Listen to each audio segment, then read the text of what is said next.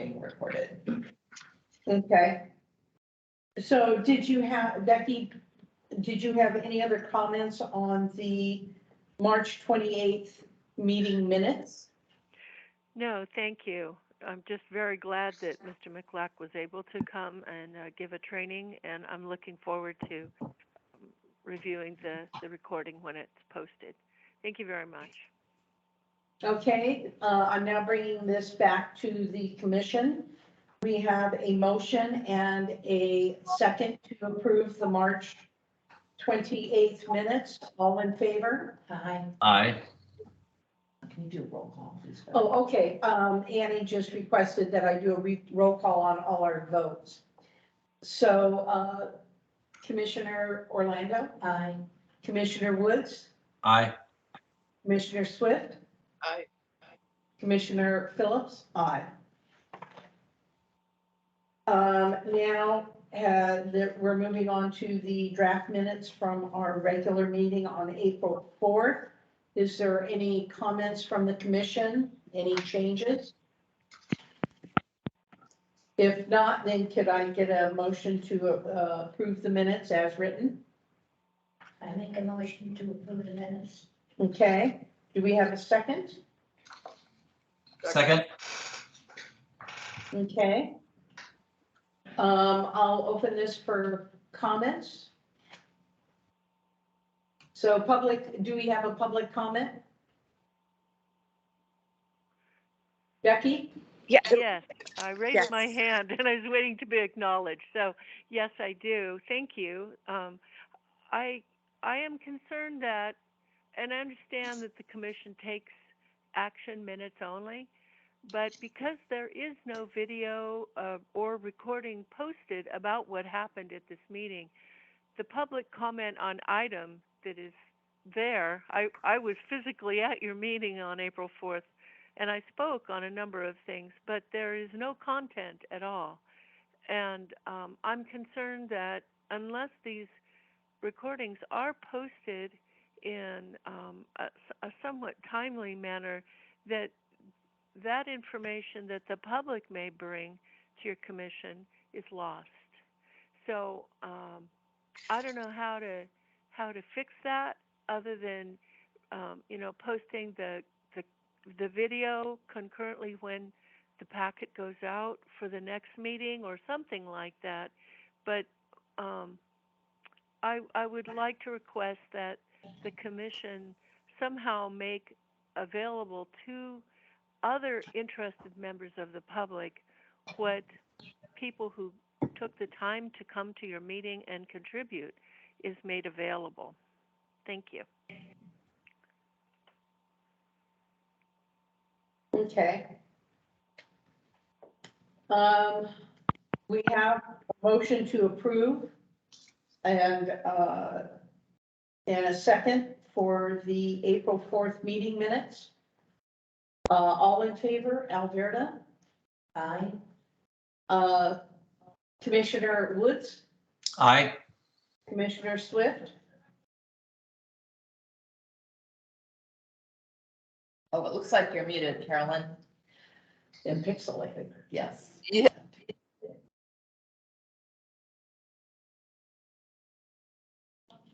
We're still waiting, Carolyn. Okay. So how do you vote on the meeting minutes? Aye, but I have a question. Okay, I will ask the question when you're done. all right. Commissioner Phillips, aye. So the motion has been passed to approve the April 4th meeting minutes. Carolyn, you had a question. Yes. I'm having a hard time with the pixelated part. Anyway, when would it be appropriate for us to respond to Becky's comments about, members of the community speaking and not having that in the minutes at all? How would we discuss that?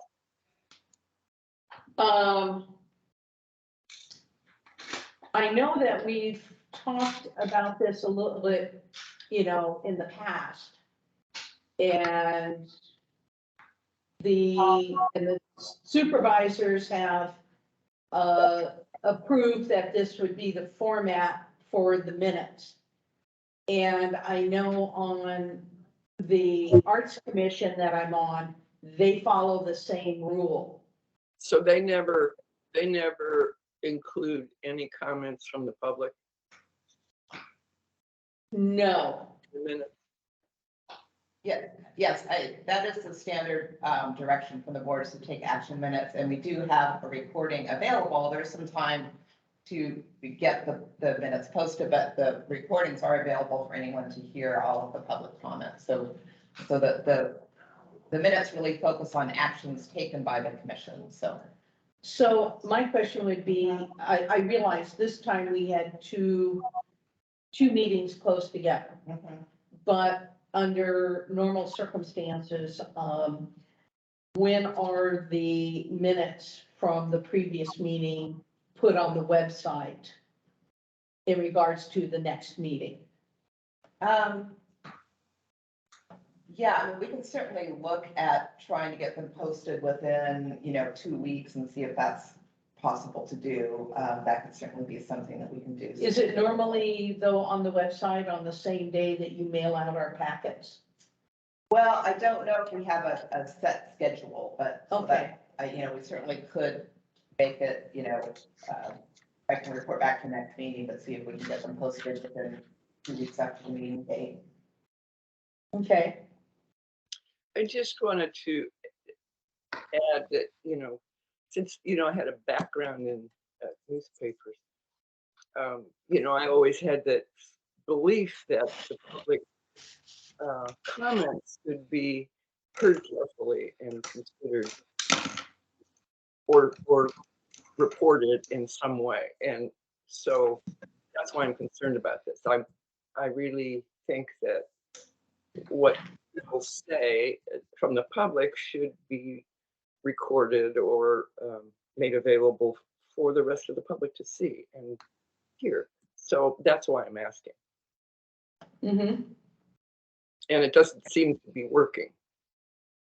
Well, I mean, the meetings are posted. There was a delay for these meetings, but that's the direction that, the board is given, that the recordings sort of provide that information for the public regarding, the staff and the public regarding what the public has to say during the meetings. So it's a bit as if the county's saying what the public comment is not important. No, I don't think that's the case, and certainly the commission can choose to take action on a comment from the member of the public and respond, and so it's sort of up to the commission, I think, in terms of. I'm not sure I heard that. Oh, okay. So certainly when a member of the public comments on an item, the commission can choose to take action on an item, or, request more information or put it on a future agenda. So I think it's up to the commission in terms of how, they choose to engage with the public or respond or take action on any suggestion from the public. So if we wanted public comment to be noted somehow in the minutes, it could be. Is that correct? Yes, I mean, I think if the commission said we would like this to be included in the minutes, and then that could be done, certainly. Well, I know, looking through our minutes from April 4th, the minutes do not include any of our comments. It says the commission will do this, or commission and Woods and Perlman will form a subcommittee, but it does not include any of our comments or discussion. But I think, that having someplace where there is, that is accessible and easily accessible, because I know I rely on my notes, because I can't remember from one meeting to another all the details that we discuss. And, so, and I think that comments from the public that we want to follow up on is important. Well, I'm just thinking maybe there's a way we could discuss this more, put it in our under goals or something. It's seems to me that just one line saying this person introduced this topic or had a comment on this subject, just something to give us a cue in the minutes. It's like, this happened, it doesn't have to be a huge deal. Yes, I do have, for several items, I did indicate where members of the public, so since this is not on the agenda, I mean, that's the other thing in terms of the Brown Act is that items that aren't on the agenda shouldn't be discussed, so perhaps we could put this as an item for a future agenda, just discuss how public comments will be Right. acknowledged in the minutes. So I have this down as an action item for Annie, that she's going to do a bit of research and report back at our July meeting on, how, what flexibility do we have in our meeting minutes to include comments from, or any kind of input, I guess, from both commissioners and the public.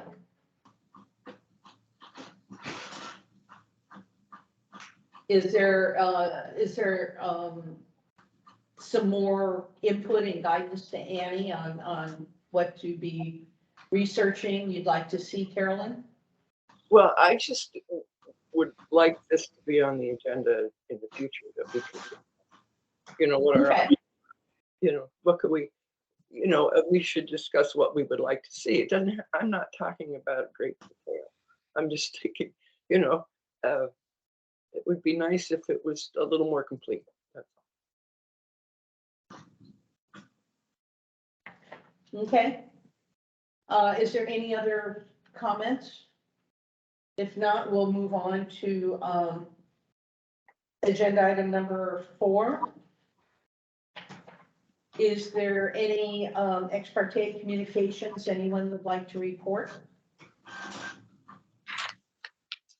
And I don't see any hands. So we'll move into new business. And 5A has been moved to a little bit later in the agenda. So 5B is a review of the Hrc budget.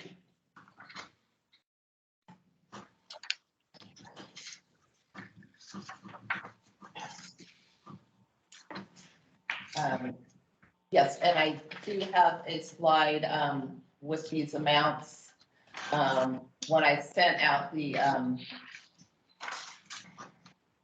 packet, the amount budgeted for the historic resources consultant wasn't included in that because I had to verify that amount. So so these are amount in the planning budget for related to historic resources. For the historic resources consultant, there's an annual amount of $1,500 budgeted for the fiscal year, which is July 1 of 2021 to June 30th of 2022. We did not spend any money on our consultant this fiscal year. And that money can be used to advise staff and the commission on technical issues requiring special expertise, such as environmental review, peer review of DPR forms and other documents or other matters requiring special expertise. And their rates ranged from $130 to $250 per hour, so $1,500 doesn't necessarily go that far. I'm sorry, what were those two amounts again? Range from $130 to $250 per hour, depending on who is providing the consulting, whether it's the principal or the architectural historian. And yes, ARG is highly respected in their field, so we're happy to have them available to us. And then the other amount budgeted for historic resources is for the training for the HRC. And the annual amount budgeted is $1,200. For this year, we've spent $500 provided to Joe Michalak for the training. And then the amount for the commission to participate in the California Preservation Conference is $250. So that leaves $450 in the budget remaining for this fiscal year, which ends on June 30th. Does anyone have any questions? I do. It's Carolyn. I'm just curious about the historic resources consult budgeting. If we get $1,500 a year and we haven't spent anything for 5 years, does it accumulate or does it go back to the county? It does not accumulate, it just, right, it just, Use it or lose it? right, yes, Okay. Use it or lose it, yeah, okay. yes.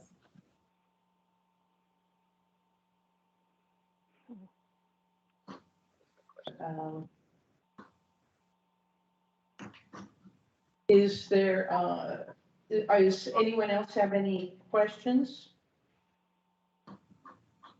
Is that 1,500, that's just for, training and, that doesn't go in for maintenance or anything like that? No, it's just for training. Yeah, it has to be related to, The $1,200. So yes. our budget is a total of $2,700 annual. Is that right? I mean, it's not specifically for the HRC necessarily, but I mean, in terms of things related to historic resources, and it has to be with, within these categories, so the consultant, is available and then the training. So in other words, like this watch list that we've been doing, we could use some of that money, the consultant money, to do some work on if we picked out, say, 3 properties or 4 properties, to go ahead and to work on a DPR for inclusion to the inventory list, move them off of the watch list. Well, we could certainly see if ARG is available. I think the cost to prepare one DPR would probably be several $1,000s, so I don't think that would go very far in terms of preparing a new DPR, but we can certainly talk about how they might be available to assist us. Well, I guess my question, like Carolyn, is we've been getting this $1,500 we did not know we had, and we've been losing it every year. So Well, what specifically can we spend this money on so we can move ahead on our own work that the commission has to, toward preservation and the other goals that we want to be moving on? yeah, I mean, this year we didn't use it, but we have used it. I've used it in the past, for example, for the Seabreeze Hotel. I talked with ARG about sequel review and got their advice for environmental issues. So it's also, I use their expertise when I need it for. Okay.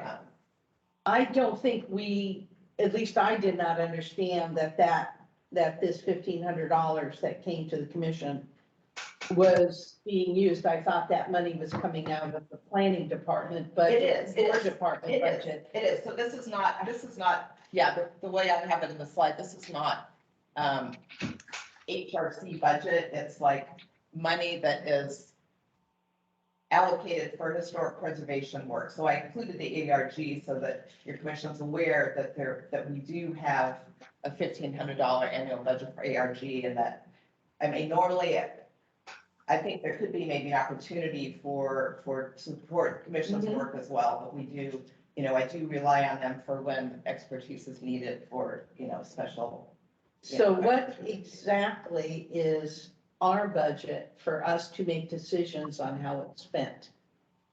Because the $1,200 for training, my understanding is, and maybe it's not the 1,200, but less, but that because we're a CLG Yes. whatever, and we are, and the county is required to provide training for us, that's what this money is, and it's earmarked strictly for training Yes, and nothing else. yes. So moving, eliminating that $1,200, do we have any funding that we have decision power over in trying to complete our own goals? There is not, this is the only money the county has allocated toward historic resources. And I think that there's something, as the commission moves forward, if there's something that you think ARG assistance would be useful for, we could certainly talk about that. I mean, it's not, Okay. it's not limited just to staff, but I do want to make sure that there would be money in the budget if an issue came up about a historical resource that we did need their assistance on, so that's why it's a little tricky, but I certainly think we could talk about that in the future, like, we would like ARG's input on such and such, Well, so, this clears it up quite a bit. right, Thank you. and for example, there's $1,500 left for the ARG this year, so if there's something between now and June 30th that we would like their assistance with, but, it would be a good time to think about that. Well, maybe something will come up as we continue on through the agenda. Mhm. So, I have more I want to ask about. more questions? Yeah, I do. And it might be that I have a hard time hearing, so some of the things may have been discussed. But what I'm concerned about is that we have 9/10 of what we say we exist for is to work on the inventory, to make sure that it's updated, to expand it, and it sounds like we have no money to do that. We have no consultant funds, and we used to. So what I'm curious about is, when did those funds go away? How much did they used to be for additions to the inventory? And how do we get some? I mean, it seems like our hands are tied to accomplish anything. I don't know how much money has been allocated in the past for updating the inventory. I think that's something that, we could certainly discuss and approach the board about requesting funds. I don't believe that was an annual amount in the budget. I believe that was the special funds that were allocated for a survey update. Well, for talk years, about it. we had a consultant who went from year to year. Susan Lehman was our consultant Mhm. for a number of years, and she did the county contact statement during that time. But she also, was there to comment and help us with additions to the inventory. It seemed, in the early years that I was a member, there was always a consultant. That there was funds. It seemed that, there was money to make additions, manage, update, complete. And so I'm wondering, how we can get some. Mhm. Yeah, I believe that would be, approaching the board,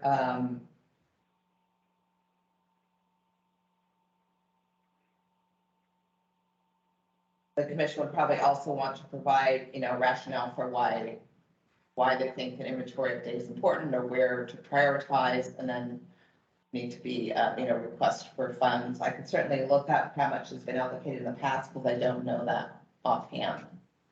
I'd appreciate it. Yeah. Any other questions on the HRC's budget? I have a comment.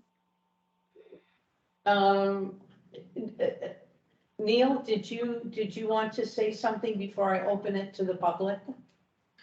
I was going to hold my comments on just the report on the History Fair Subcommittee. So that's when I guess I would ask my question. Okay. Very good. So I'll open it to public comment. And Becky? Thank you. This is Becky Steinbruner. Can you hear me? Yes. Thank you. I'm concerned about this too, that the commission is given money and not aware of it, and because they don't spend it, they don't get to keep it. That I've never seen that done before in other commissions or other departments within the county. Now is the time to be. It's actually late to be going to the CAO or the board, but I would certainly encourage commissioners to talk with the county supervisor that has appointed you to this commission and make sure that they're aware of this problem. The budget hearings will begin next month, and I have never seen a use it or lose it attitude for budget items. It is usually rolled over into the following year's budget or kept as restricted funds for that purpose.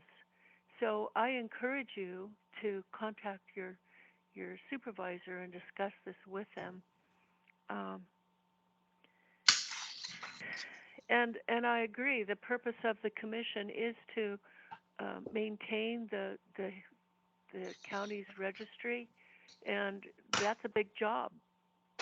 And we need to have consultants that are on board at any time and to help with this big project.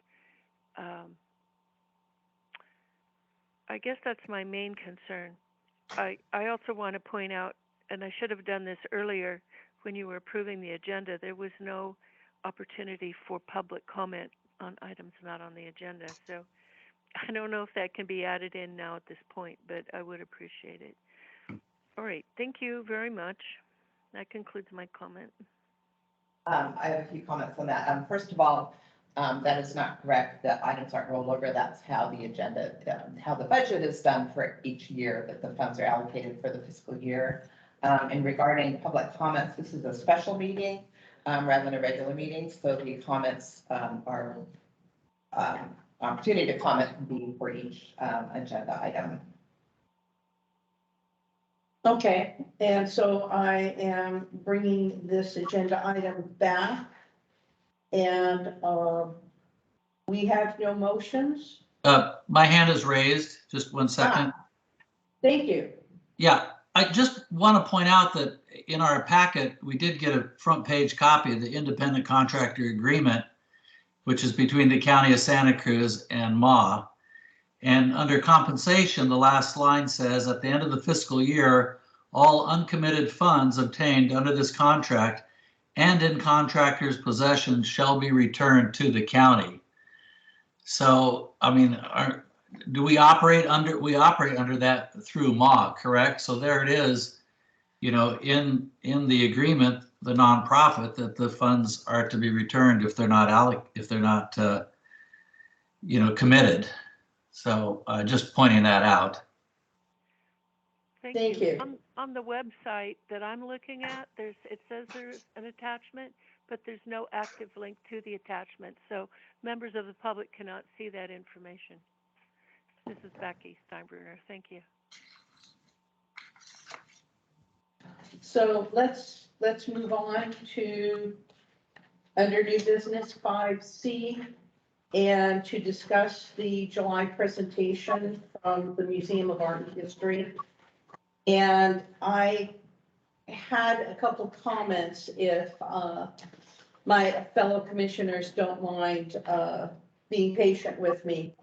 In preparing for this meeting, I got thinking about this will be our third year that we have had them come and make a presentation to us.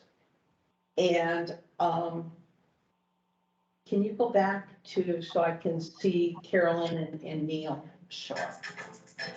And, it got me thinking about that we deal with MA as a separate kind of piece or entity. We're looking at our goals separately, Just a moment. and we are thinking about this relationship with MA.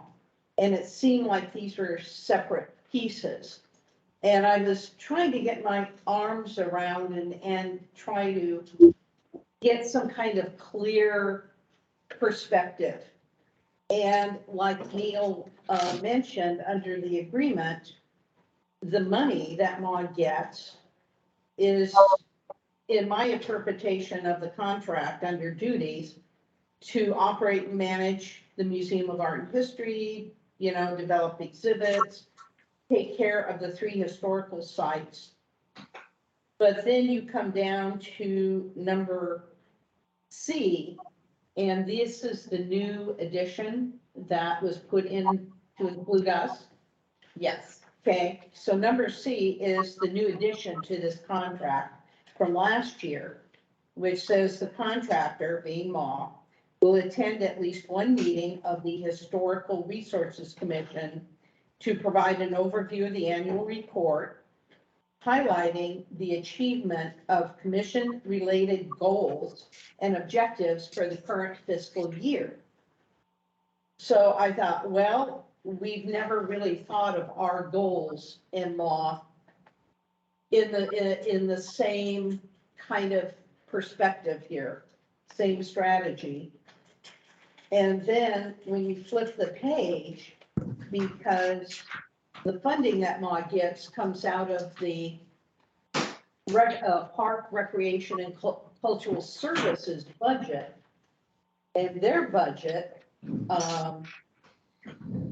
includes funds to the Arts Council, Museum of Art and History, plus some other organizations. And I'm assuming that they try to summarize and condense what the contract said for us in the larger contract. But it says that MA provides, and it says liaison services to the Historical Commission and the development of historic preservation services throughout the county. And that's a little bit different from what the other contract said. And I know that I thought of Annie, since she is our liaison to the planning department, what her role is. But I don't think of MA being as a liaison to us, to the commission. And then I got thinking about, well, what is our mission? What is our duties? And in the context statement that Annie handed out to us, can't remember exactly which meeting, but this year, that's on page 50 under goals and priorities for the historic resources. It gives some things for us to do, but under number 4, recommendation to the Santa Cruz County Board of Supervisors to establish a fund to conduct a public awareness program explaining the historic preservation ordinance, its role in the preservation of resources, and the obligations and advantages of listing in order to encourage the preservation and maintenance of historic properties. And 2, survey those properties older than 50 years that were not listed in the initial survey. This would be accomplished by using a basic computer list generated by the county that includes all properties older than 50 years with particular properties or neighborhoods informally identified by the commissioners in the resurvey process receiving special attention. So I'm trying to get my arms around MAW and what our relationship is to them. What this, this goals and priorities for us, and this was written after the Loma Prieta earthquake and the accompanying devastation of fires and things that were happening, to go back to reclassify. It also says create a clear definition of National Register Evaluation Category 6 as applied to the inventory. Review of all properties with NR designation of 6 to determine if they should be reclassified or dropped from the inventory. Category 6 currently offers no protection under the Santa Cruz County Preservation Program. So I would like to, whether we move this as a goal, future agenda item, but trying to think of, can we work with MAW to help us with some of these things? How do we want to work with MAW for what strategies? How can we use them to help us in our goals and our objectives? Any comments on that? And I know I threw a lot out there. Well, I have a lot of comments, but I don't know if they're directly related to what you just said. I mean, they are, but it's really hard to, you know, think about this thing with Ma, because it goes back, I don't know when was the Historic Resources Commission established? Anybody? What year? I have no idea. I mean, you've been on it the longest. Well, that doesn't mean I was here before dirt. I mean, it was, When did you start on the commission, Carolyn? I think about 1988, the first time, you know, and then I left before the earthquake. So 87, 88. So, but I know that it was going by 1980, I think. And I also remember being part of the Santa Cruz County Historical Trust, God, I feel it, when it asked the county for money. It was right when, it was before Ma started. They asked the county to help with Octagon. And the county then gave money to help because the historical trust was all there was for the county. There wasn't any other museum or organization that dealt with local history. So the county basically, as I understood it, gave this money as the county's contribution to preserving local history. And then Ma got established and the money went to Ma. And then Ma has since then, we have been asked to explain what they do exactly with the money. And they have, now they're giving us a lot of detail, but you know, if you were going to nitpick it, a lot of what they say they do with the money is things that are done by volunteers. Evergreen Cemetery maintenance, for example. And so we're in a situation of looking at something and going, oh yeah, what they do is very comprehensive, but truly we have no idea if it is or isn't.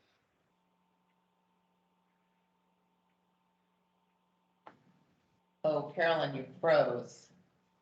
Huh? You froze for a moment there. I think we lost you. Now you're back. I'm back. Okay, anyway, I probably should freeze, but what I'm saying is that this issue isn't, what we keep discussing is something that, you know, Ma is saying we're doing a good job with the money that you've given us, but they're not linking it, and the county doesn't remember why they gave the money. And now from our point of view, there is much that could be done in the county that is not related to Ma. You know, we would like to get a liaison relationship. We have one with Aptos Museum. John Hibble gives us pictures all the time if we need them. he will look up information about history if we need it. So will the San Lorenzo Valley Museum. And I'm not just saying museums, but there are other groups in the county now that help us accomplish our goals. So I don't really know how we can resolve what I think we're really saying, which is how I'm seeing this money go, which is quite a bit of money, given our budget. We just saw our budget, it's pretty tiny. But here's a nice big chunk of money that's going to Ma, and there's no real explanation of how that is cemented to historic preservation. I guess that's what I'm saying. I wanted to follow up with what you were saying for, and I don't know, Neil, if you were here last year, but when, we questioned Marla and the new, executive director, they said that the money that, they get from the county goes into their general fund. And they do not account for, of county money specifically goes into, say, a history exhibit or a history program. They could not tell us that out of the $136,000, 50,000 of it went to history and this What? and that. We did, though, comment that we felt that too much of it was going into overhead. And they gave that diagram showing it, reductions, but then, of course, they were getting less money. So I don't know if the reductions are true reductions or just they had to make cuts because they had less money coming in from the county. And the end of that discussion was, we said, well, we're not interested really in taking money away from Ma. Ma does a wonderful job doing everything they do. But we thought, let's ask in the next budget session for more money for historic preservation. And so that's what we were at the end of last year, was let's ask for more money for historic preservation. So now another year has gone by and here we are going, wow, budget time is coming and let's ask for more money for historic preservation related to work on survey. So it looks like we've gone in a big circle one more time. Can I just make a comment? Sure. It takes quite some time for the county to, consider a budget. So what I would recommend is that the commission consider approaching the board in the fall with additional funds for, what the commission thinks is priorities, and outlining some kind of program that could be considered for the 2020. 22, 23? I guess it would be 23, 24. So it'd be, this fiscal year, it takes a long time for them to do the budget. So the budget for this year, I think, is already, pretty well. They're already working on establishing it. But and the other thing is that I think you want to bring a solid kind of program rationale for why it's important. So that's what I would recommend, is that the commission start to think about a request for budgeting for historic preservation priorities. So this is on here for us to give Annie direction in what we would like law to present to us. Because I would prefer more specifics than a dog and pony show of what they're doing in Abbott Square and this and that. We already know one of the things is going to be the history fair that they'll bring up as part of their, spending county money to do historic things. So, and that's why I was reading these different, descriptions of the duties and regulations, so that, what is it that we're interested in? How do we want them to increase or provide more, history preservation.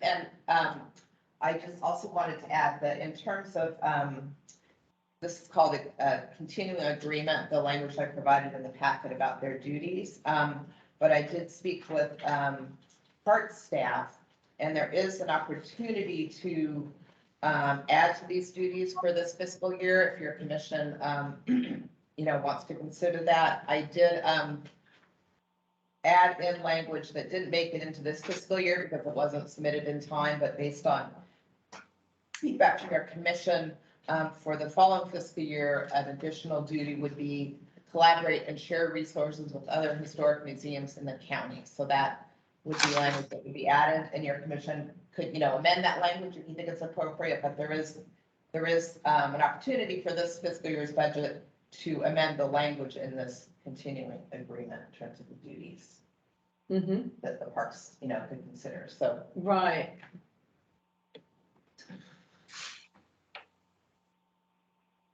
I know I personally would like to see where there is some joint hosting or joint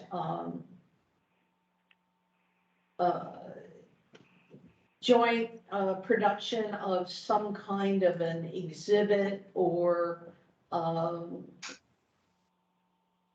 something that there's a sharing of collection artifacts between some of the other museums with mall. Just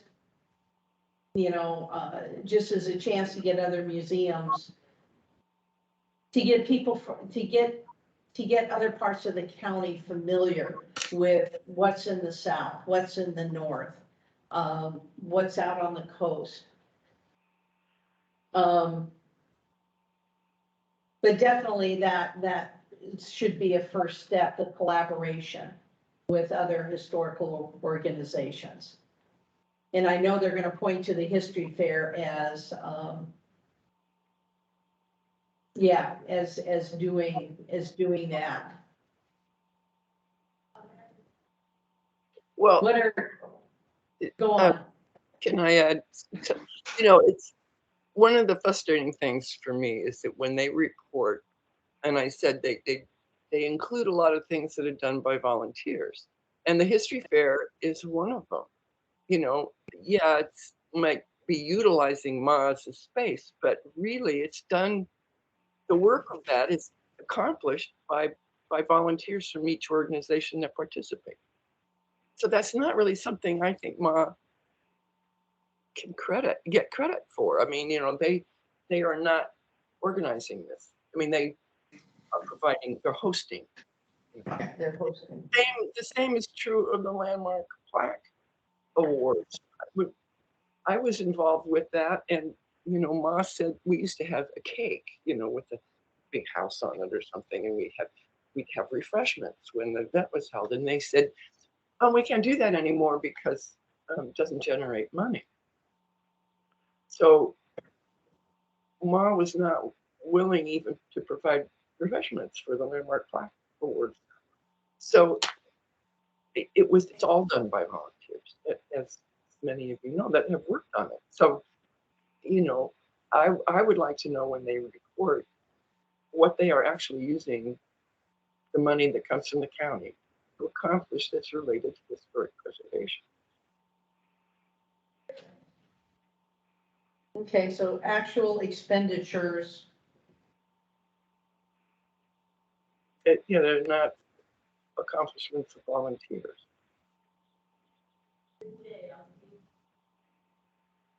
Or specific historical preservation efforts done by staff. Yeah. And primarily I know what they do is provide public access to the archives. And they have inventoried what they have in the archives, and that would be very useful to the public. And to, when they allow someone who's researching the history of their house or researching a project to come into Ma and see documents and files. That's the service to what our goals are. So I know they do things, that are worthwhile and are deserving of some funding. I just don't know that the amount of funding that is given is going all to things that, or I'd like to know what portion of the money.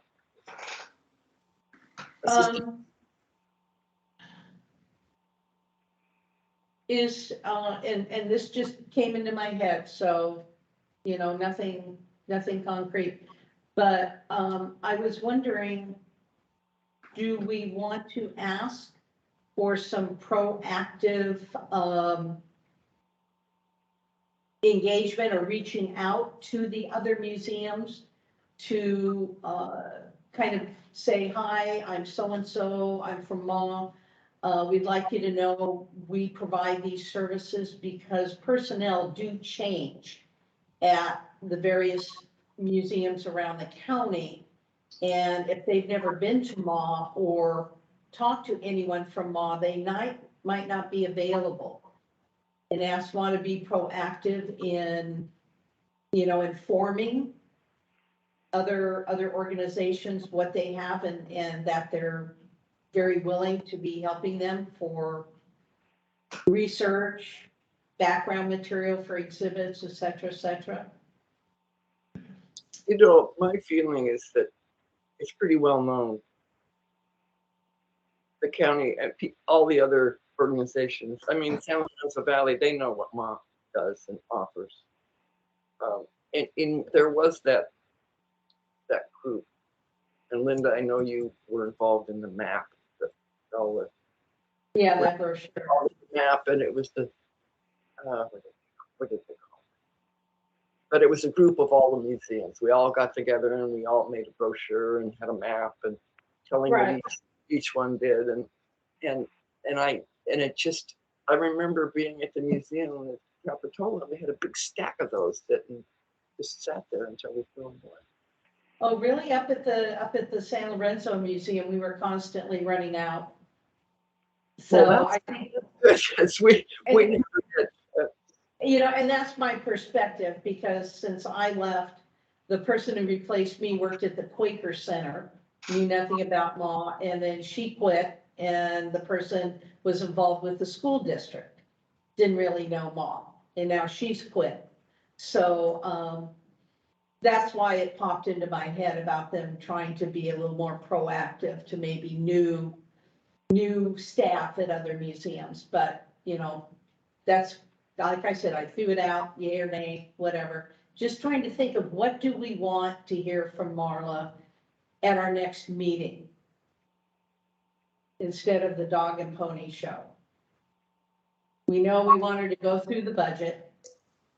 We want specifics on what they're doing for historical preservation. Want to know how is the county money specifically being spent? If they can tell us. Last time they said they couldn't because it goes in the general fund.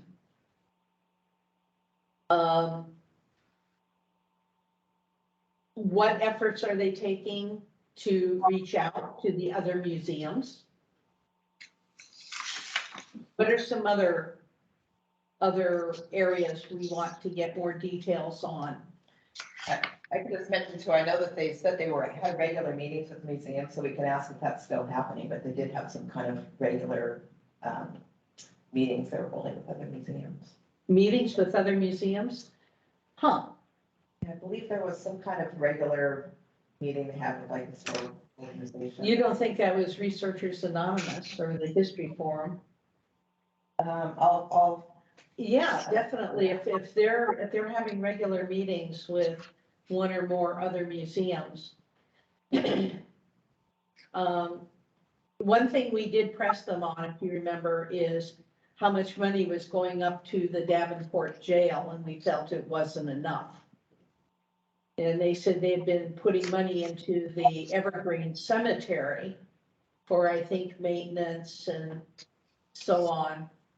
And because it's $5,000, but it's spent between Evergreen and Davenport was getting very little, if anything. And I don't think we got any answers about the Octagon building, because they rent that out, don't they? And we were curious about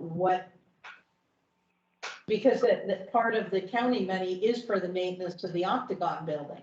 So if they're getting rent from the Octagon building, then they're getting income from two different sources to maintain that and keep it up. But just to clarify, what the duties say in the contract is operate three historical sites, the Octagon Building, Evergreen Cemetery, and Davenport Jail. Doesn't necessarily say maintenance, like I don't know that that's their responsibility. We can certainly clarify that. Yeah, because that always never seems to come up, is the Octagon building. So what else?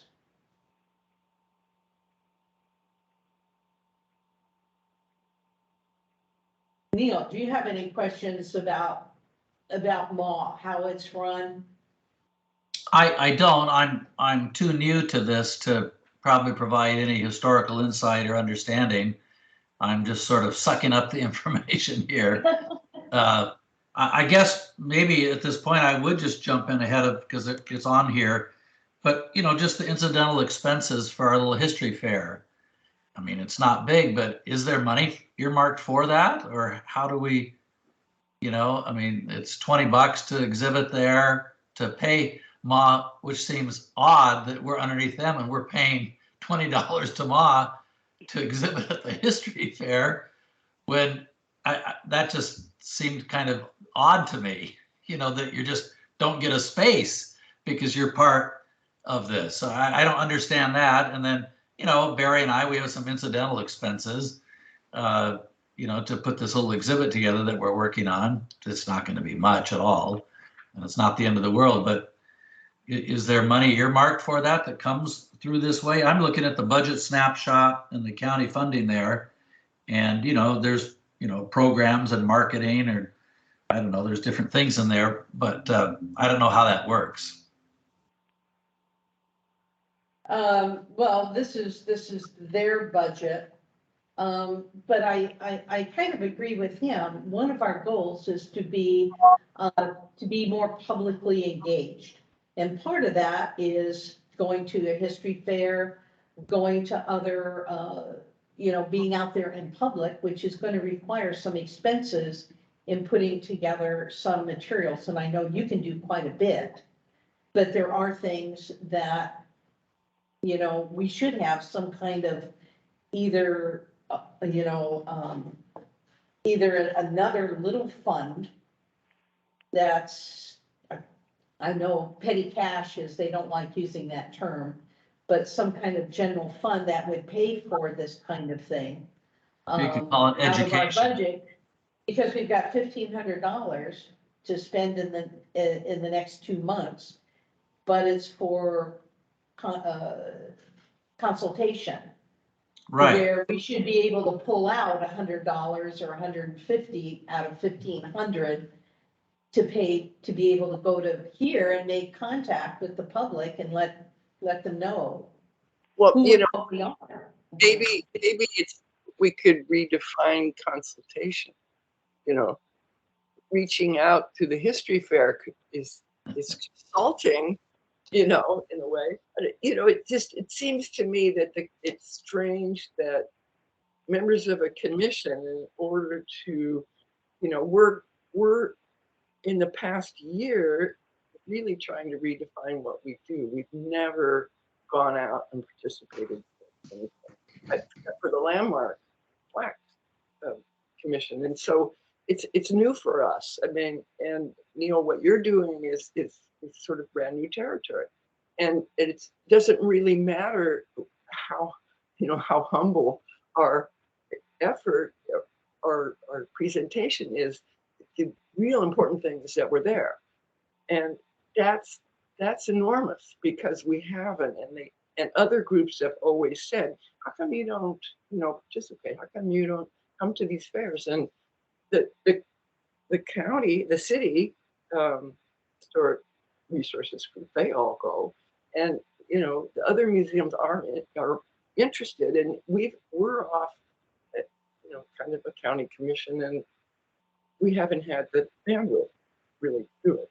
And so this is new for us, and we're trying to, you know, stretch, you know, where can we get money? And I don't think that, I think that, you know, if our members are doing something like this, they should be reimbursed somehow, at the very least.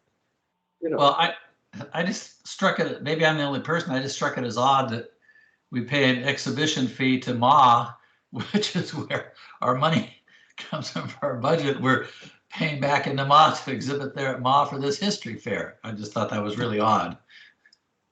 Yeah, yeah, I have a few thoughts on that. In terms of using money allocated for ARG contract for, you know, incidental expenses, we can't do that. We can't really shift money that's allocated for one thing in the budget to something else. I could certainly, any copies that you need, Neil, that you're certainly paying for now, let me know, and I can try and assist and make the copies here so you don't have to pay.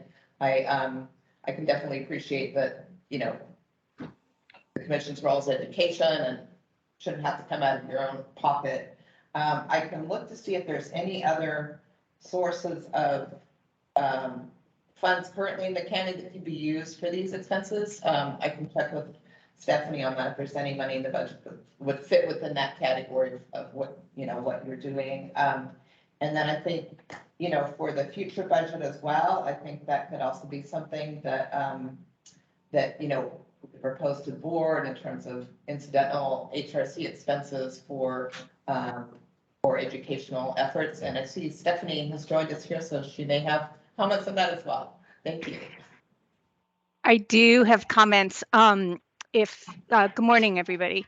If the commissioners have incidental expenses, they should submit them to Annie, and we'll see what we can do to get them paid out of the budget. And I would suggest also that you include that in a budget request to our department for next year's budget, $100, whatever it is. And that shouldn't be an issue at all. I was listening in earlier, the 22-23 budget, as was noted, is very much underway. It's already being reviewed and approved by the CAO. So we don't have won't have a lot we can do with that one. But every year, I don't know when, maybe January, we put out a request for budget requests in the department that might want to, you know, that people want to include. So there'll be an opportunity for the commission to do that through Annie for the following budget. So it sounds like maybe that should be one of our goals on an ongoing basis, that we look at our budget and talk about it for submittal to Annie. Yeah, that's what January. I would recommend, and then we can see what we can do to get it included. And you know, I'll tell you, budget is it's not an easy thing to get through. There's a lot of sausage making that goes on, and I'll also just share that the CAO's office is anticipating a recession here, and so budgets were several iterations of budgets happened for final consideration, which squeezed them more and more and more. But you know, there's always opportunities to see what we can do and make the case. You know, we're not going to be asking for thousands and thousands of dollars here. So compared to a lot of the other departments and areas, ours is going to be, you know, a drop in the bucket. But, you know, we really do need some kind of funding. So we'll talk about, thank you very much for that information and insight. yeah, that may come more into play in terms of asking for funds for surveys and that sort of thing, but Mhm. I think it's still, worth looking at. Absolutely. If you don't ask, you're not gonna get it. Right. So, and, now that we know it's a use or lose, that's certainly more incentive for us in working with our goals. So can you, I don't know if you were writing down what some of the comments I was making for Marla, because I do want to move ahead. Yes, let's see, let me find my notes on that.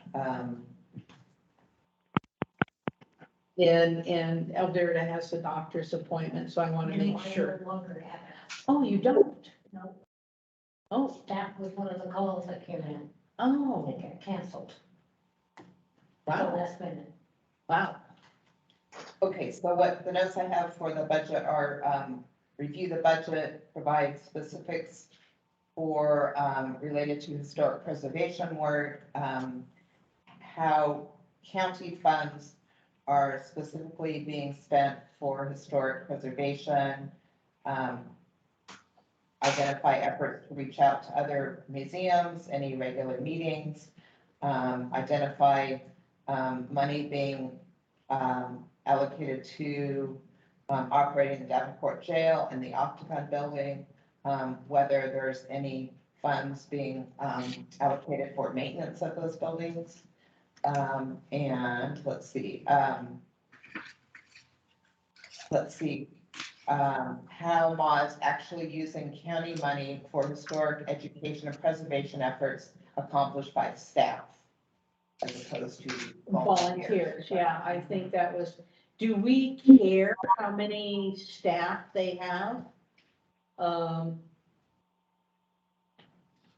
Fewer than- Does that go into the equation at all?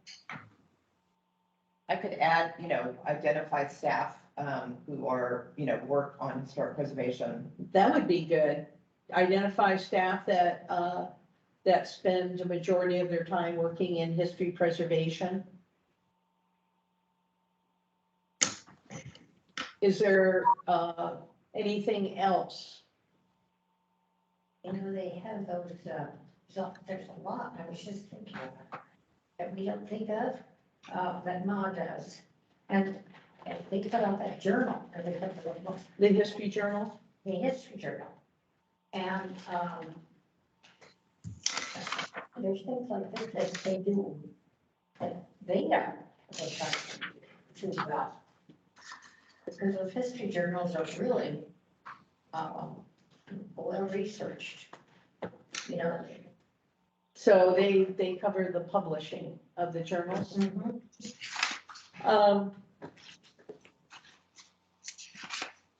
You can certainly ask them, if they have plans for new history journals coming out. Okay. Is there anything else before I open it up to, public comments? Okay, this is now open to public comments. Becky, I see your hand is raised. Thank you. This is Becca Steinbruner. Can you hear me? Yes. Thank you. I want to answer Commissioner Swift's question about when was your commission established. I looked up the county code 2.58.10, and your commission was established in 1988. Your memory is spot on, Commissioner Swift. So under your powers and duties, you have the power and duty to advise and make recommendations directly to the County Board of Supervisors. I, as a member of the public, would like you to consult with your supervisor that has appointed you and ask that when they are in their budget deliberations next month, that there be conditions put on the expenditures of the money that will go to the MA. And that happens, last minute things all the time. And it is important that the supervisors are aware of your concerns, certainly my concern. Thank you very much, Commissioner Wood, for bringing up what I think is ironic that the MA gets this money and yet your commission, the commissioners yourselves are paying out of your pocket so that the commission can have a table at the history fair. That makes no sense. That's one example that the County Historic Resources Commission should be able to have a free table anytime they want at the MA. So that is very interesting. And in looking at the packet for item 5C, where it shows the county funding, I'm disturbed that $96,000, $135 is going for staff salaries. $20,000 is going for insurance and utilities. How does that support historic preservation? And I fully support your commission asking for verification of what time of this $96,135 staff salary is actually spent supporting historic preservation. I'm concerned that they have reduced the collection amount of money to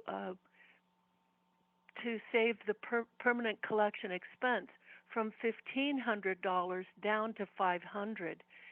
The history trunks are no longer available for public schools and homeschool groups. So I feel like there's less effort and resources being put toward actual historic preservation, outreach, and education than there has been in the past.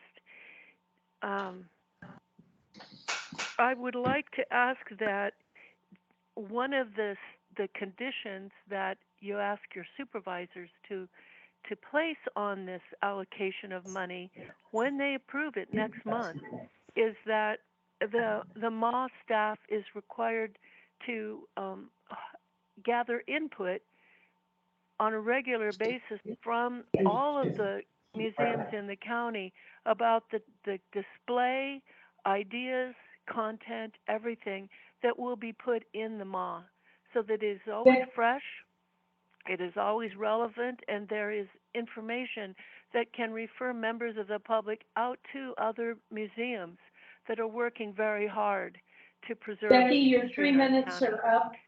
Thank you. Your All right, I'm finished. Thank you very much. So in bringing this back to the commission, any last minute comments? Questions? Otherwise, there's no motion for this. Correct, unless, did the commission want to amend any of, or consider amending any of the duties? That's, there's an opportunity to do that for these. I can bring up that slide, but we had the language,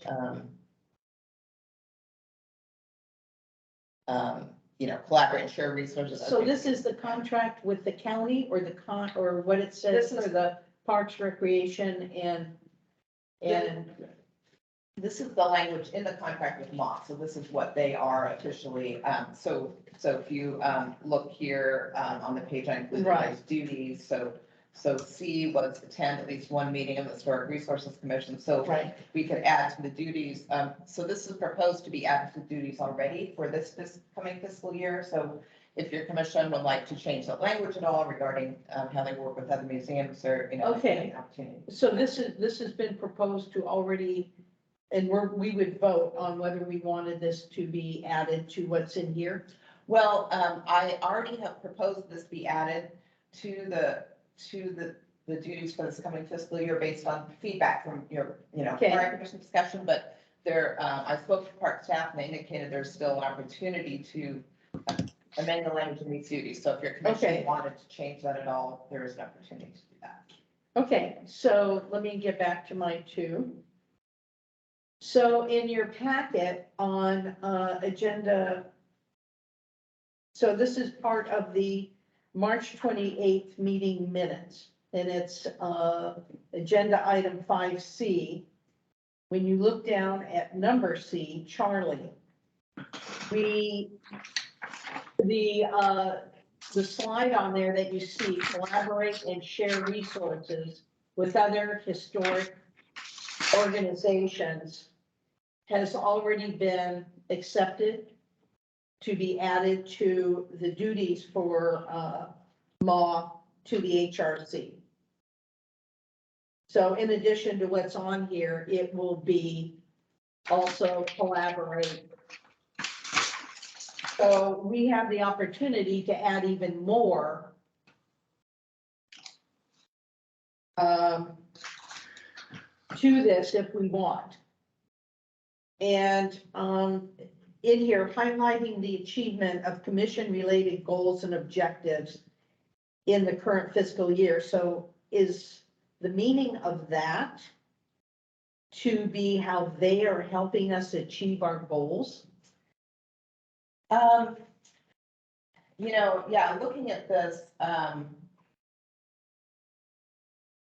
I think, you know, maybe the language should be clarified because the Museum of Art and History doesn't necessarily have the same goals the commission does. Exactly. Yeah, so, you know, it might be more highlighting achievement related to historic preservation, you know, objectives for the current fiscal year. Maybe instead of, because it sounds like in their report, they are highlighting what they've done to help our specific goals, achieve Right. our specific goals. Mhm. So maybe change that from support. Instead of highlight, support the achievement, so we can go to them for resources or whatever. Yeah, I mean, I think the language in C was probably more intended to read something like so they're required to provide an annual report. That's in letter A above. The reports shall be divided into sections which show the specific uses to which county funds were put for the months immediately preceding. Right. So I think the annual report really, I think this language in C really should be providing over the annual report, highlighting the achievements related to historic preservation efforts as identified in the contract. So instead of making it commission more historic. Yeah, I think it's really more about historic preservation, highlighting achievement related to historic, you know, preservation work. Historic preservation.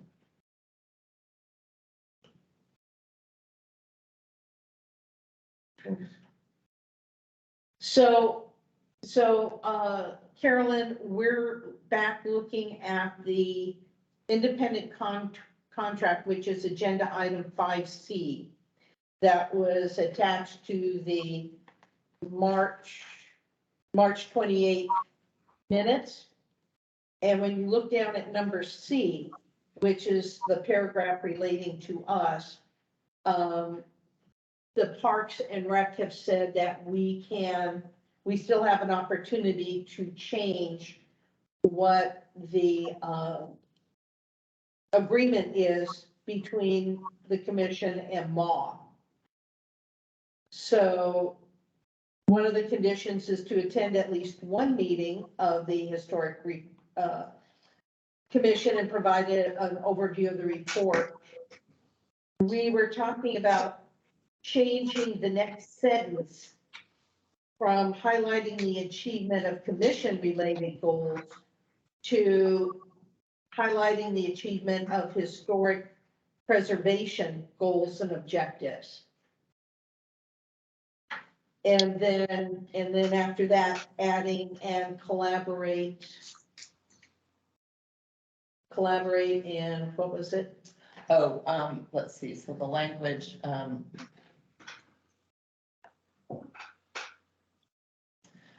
collaborate and share resources with other historic museums in the county. So what do you think of that as changing our agreement with, or our agreement, the two of us together? That wordage.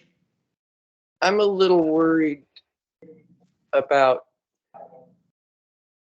collaborate and share resources with other historic museums in the county because it seems kind of vague. I mean, what do we mean by collaborate and share resources? Do you have another phrasing you would prefer? Well, actually, it might take time, but I could just see that, sharing resources could be, like one museum says, oh, I need some photographs. And the other museum saying here, or Ma saying, here's some pictures. And that would kind of fulfill that. And I'm thinking that, what we're asking for is something a little deeper. For example, the Aptos System Museum is thinking about cataloging their collection. And of course, years ago, they didn't really have one. And now they're getting more stuff and they need to figure out how to manage it. Could they turn to Ma then and say, hey, can you send us a staff member to teach us how to do this? I mean, that's quite a bit more than lending out a photograph. So that's why I'm saying if we could define it a little more. So you'd like resources to be a little more specific? Yeah, or to reword it so it isn't just sharing, it's investing, time, energy, and programs. It's like if you've got a program that you're using to archive your stuff and you've got a person on staff who does that, can that person come and teach another museum how to do it?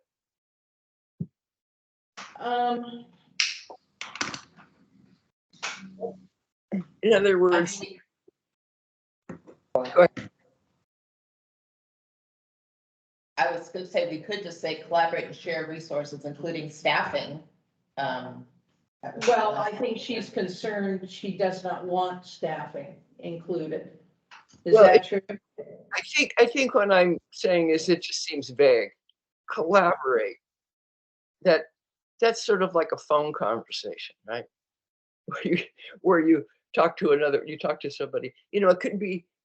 It's an easy thing to say. Oh, we've done that without doing very much. Collaborate, share resources. That Would you prefer to have it very specific, as in historical artifacts? Well, yeah, it is providing assistance and advisory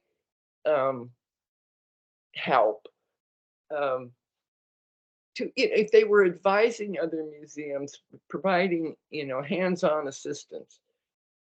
That's different than talking about your next exhibit. You know what I mean? Or working together. And I know Ma has worked with the Paro Valley Historical Museum on exhibits. And that would be something I would consider collaborate and sharing resources when you are partnering to make exhibits. That level, I guess that's what I'm reaching for is hit something on a level where you are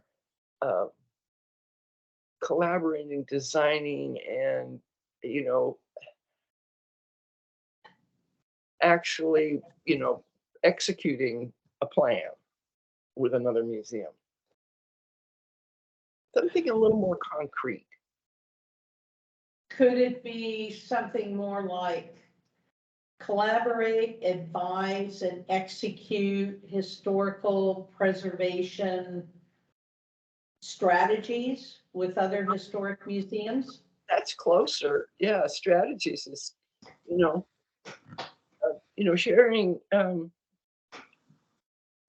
It's participating together to get projects done that are related to historic preservation. if Uh-huh. one of the things they're using as an example is that they do an El Dia de los Muertos exhibit at law, Uh-huh. which is something nobody from Watsonville would go to. A, because they don't know about it, and B, because they have their own, and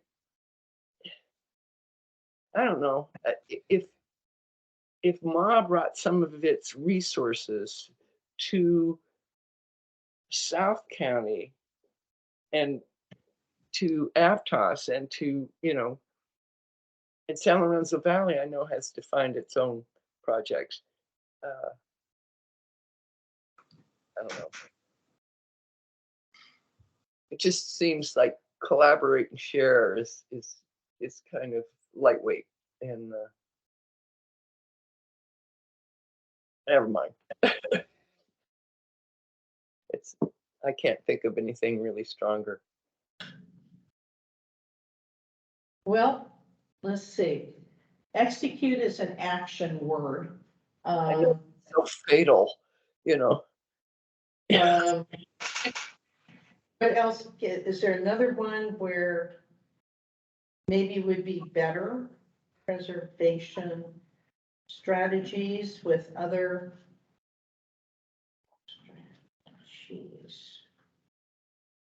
With other, what do you think? Well, I had, I also wrote down some of Carolyn's more specific suggestions. If you look at number 1 duties, it also says contractor agrees to exercise special skill to accomplish the following results. So I think maybe these could go in this section: operate and manage Museum of Art and History, develop and present exhibits, programs, and lectures of countywide art, historical, and educational interest. So Carolyn's language, something like provides hands-on assistance and share resources and work together with other museums on exhibits. Oh, that's good. That's much stronger. Okay, but we don't want to limit it to just exhibit. Right. So, On exhibits and other historic, well, let's see. And from our Well, in here it says exhibits, programs, and lectures. That seems to cover the gamut. Because exhibits, you come and see. Programs, you're either listening or participating in, and lectures are coming and hearing experts speak. So you've got different types there of history engagement. Yeah, it broadens it a little bit, so that I think that it would give Ma an idea of what we're looking for, and that's much closer.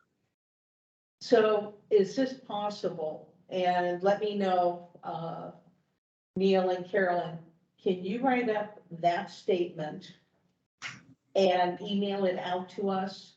And us then send you an okay for you to then present it to the. I think that might start to get into violation of the Brown Act, because we're sort of discussing things outside the context of the public meeting. Even if we're just okaying something like a motion where you're getting a phone call motion? Yes. Oh, But let me read it again. We can keep fine-tuning. Provide hands-on assistance, share resources, and work together with other museums on exhibits, programs, lectures, and other public engagement. How about that? That's good. did we want to add though with other historic museums in the county? Other museums in the county. Yeah, I could add in the county. So again, it isn't all just centralized around law. It's the whole point is to get them out and get them working in partnerships and doing more in joint endeavors. Okay. So provide hands-on assistance, share resources, and work together with other museums throughout the county on exhibits, programs, lectures, and other public engagement. I mean, you're talking here, and you're expanding a bit. I don't know whether you know it, but like the Friends of the Aptos Library, they have quite a number of historical lectures. The University of California has historical lectures. We might want to kind of expand it a little bit so that some of these community organizations, we could check with them. You mean change it from museums to organizations? Yeah. Neil, Carolyn? I could say other museums and other historic preservation organizations, Yeah, I don't know. Okay. or other organizations. Just organizations. CSC is in that historic preservation. Because I don't know if you heard what Alberta said, but she was concerned that some of our libraries have historical or preservation history. What's the word I want? Areas, departments in them. She was mentioning UCSC. So in other words, a little bit broader than just museums. So Annie was going to add other historical organizations and museums. Yeah, I think, maybe just other organizations, because as Alberta said, UCSC does historic preservation work and we're Right. not a historic organization, but, provide hands-on assistance, share resources, and work together with other museums and organizations throughout the county to help design programs, lectures, and other public engagement related to historic preservation. How about that? good. Does that sound good, Neil? What if you just said help with as opposed to help design? Just help with. Okay, Just a thought. okay. Carolyn? I think it's good. Yeah, Okay. make this better, because, yeah, So this is something we need to have a motion and vote on? yes. Okay. So do we want Annie to read it one more time, or are we good with it and I can ask for a motion? Just I'm read good. it one more time. Okay, all right. Provide hands-on assistance, share resources, and work together with other museums and organizations throughout the county to help with exhibits, programs, lectures, and other public engagement related to historic preservation. Does that sound good? Sounds good. Yes. Okay, so I need a motion to submit this to the Recreation, Parks, and Cultural Services Department for inclusion in their contract with the Museum of Art and History under item number Charlie. Actually, I think it should be, added to duties number 1. Contractor agrees to exercise special code to accomplish the following results. So I think it should be there. Because this is where they Okay, list all their, yes. I'm not gonna get into any of Okay, it. okay. So, Make a motion that we approve this. okay, so Alberta has made the motion to approve the new duties. Do I have a second? Second. Second. And, Alberta, Aye. Commissioner Woods, Yes. Commissioner Swift, Yes, Commissioner Phillips, yes. I'm sorry, who made the second? Was that you, Neil? No, I think it was Carol. Carol? Carol, I think was just ahead of me. I think it's Okay. right.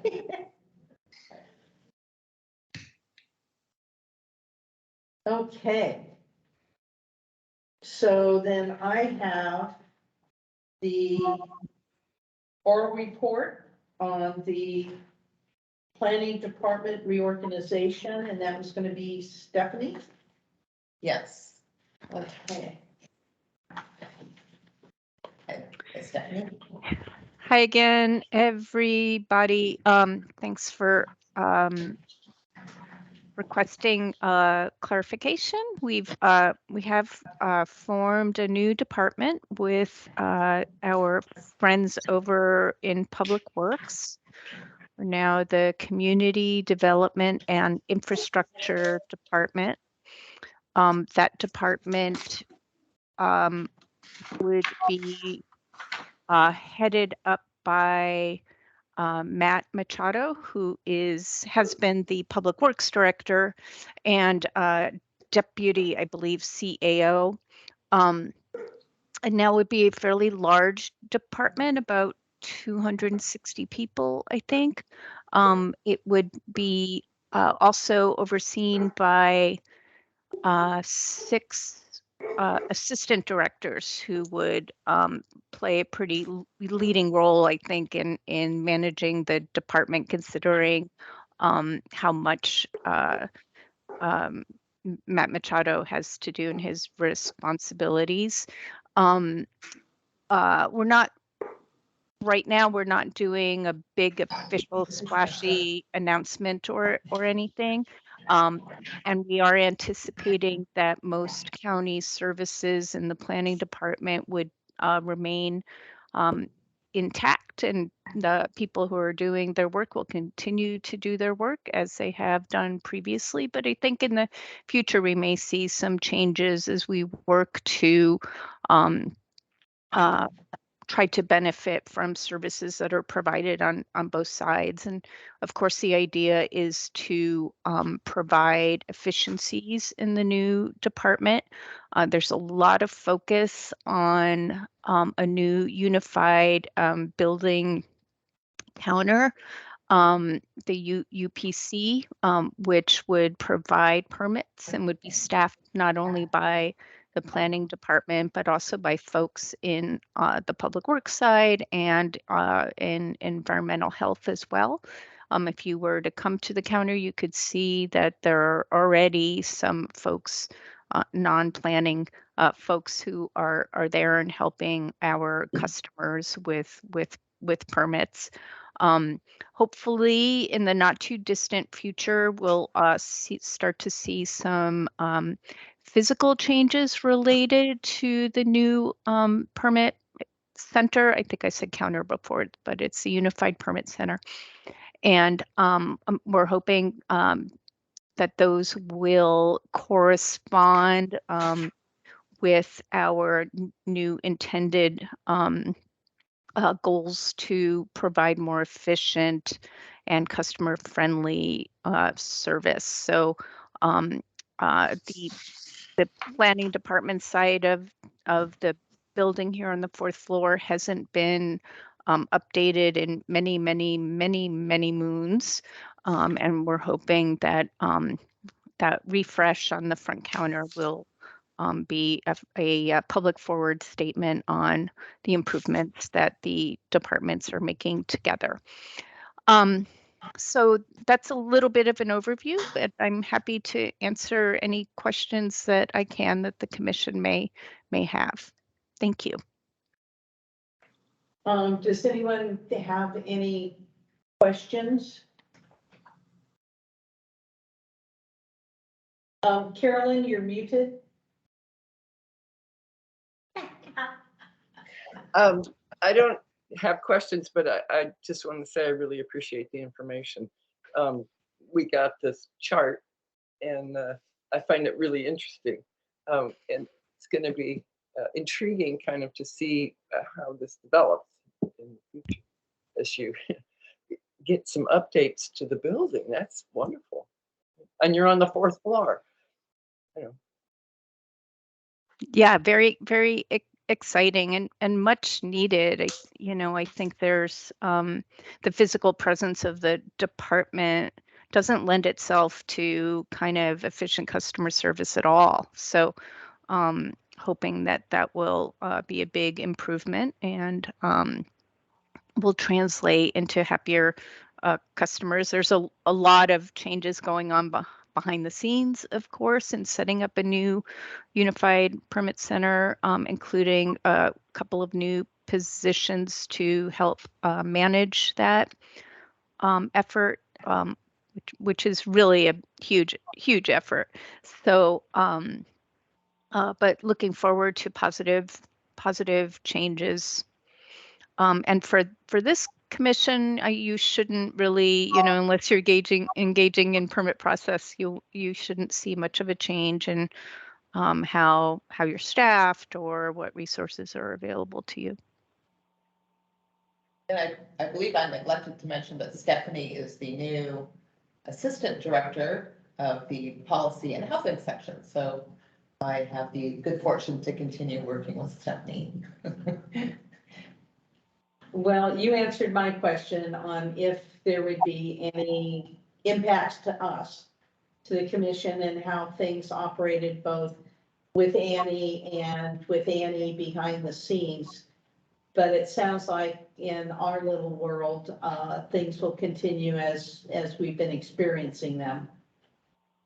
Yes, that should be the case, and not only with the HRC, but also with a lot of the other services that the planning department has been providing, and the public works side as well. Thank you. So I'll open it up for public questions, and Becky? Thank you. This is Becky Steinbruner. Thank you, Ms. Hanson, for this presentation. I'm curious about how this is all going to work with it being such a huge department now. For Ms. Murphy, I am looking at the agenda for your meeting today, and there is no live link for the public for the draft planning division organizational chart. I heard Commissioner Wood refer to it, but that document isn't available on the commission's agenda website. I would like to see it. So how will this affect the issue of appeals for items that come before, for example, this commission and are appealed? How will that process work? How will that be changed, if at all? There would be no real change in the appeal process. All the codes remain in effect. I think what you'll see is that in areas where the code references the planning director, or in other cases the public works director, that the Matt Machado would then meet both of those roles, obviously with some staff assistance in the background, but any appeals that would normally have gone to the planning commission, planning director, would go to him. And otherwise, the codes aren't changing at all as a result of this. But I did neglect to add one fairly important change here, is that the role and personnel of the planning director, right, it goes away. So Paya Levine has been in the interim planning director role since Kathy Malloy's departure last August, and Paya will be retiring this June. And so there will not be a planning directors, you know it, but anywhere in the code where it does reference the planning director, that would be Matt Machado. Okay, thank you. So will the county code be updated to reflect the name changes of this new merger? And then my last question is, in the physical changes to the fourth floor customer service center, is it possible to have a library available there for members of the public that would include important documents such as what we're looking at now, the Sustainable Santa Cruz County Plan Draft and general plan update. That's not in the lobby. You have to ask for it, and if there's no staff there, the counter has limited hours. It is staffed. Members of the public cannot see it. Can there be a more complete library available on the fourth floor in the lobby for members of the public as these changes are made? And that will conclude my comment. Thank you.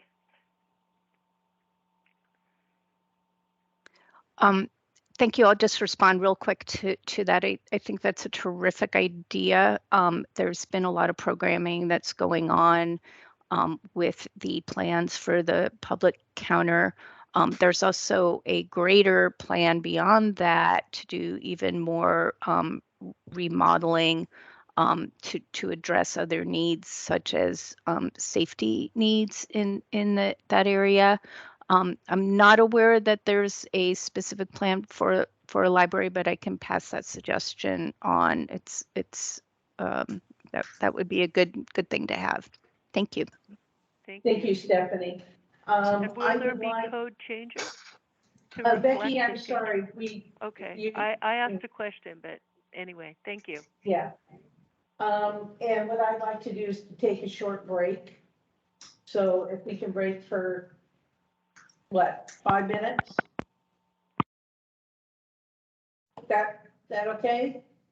All right, we're gonna take a break at 11:30 and we'll be back here 11:35. Okay.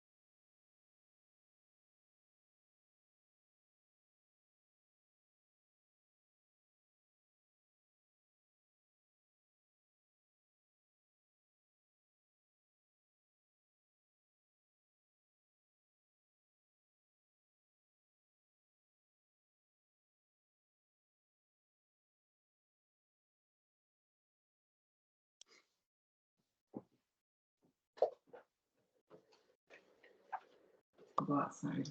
Thank you.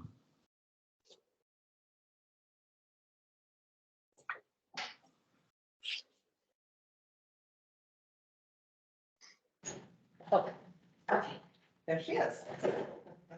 All right. And the meeting is called back to order at 11:39. So our next agenda topic is to discuss our goals.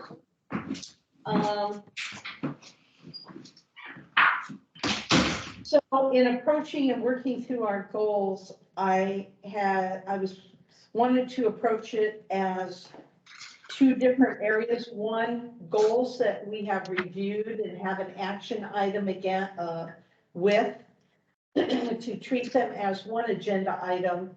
And then a different agenda item would continue going through to review, evaluate, and see if there's any more work that needs to be done on them. So for agenda item number 1, create training opportunities list, there is an action item on that. And so that one will be on the July agenda. So for this meeting, what we're going to do is to continue on. We're at goal number 3. Demolition and partial demolition. And as you can see, we've been at this for a long time. We've had various reports by commission members who have done research. We have done some work on it.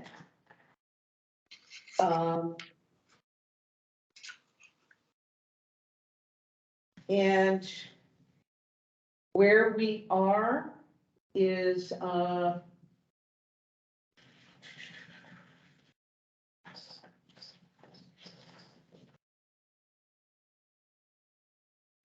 so the last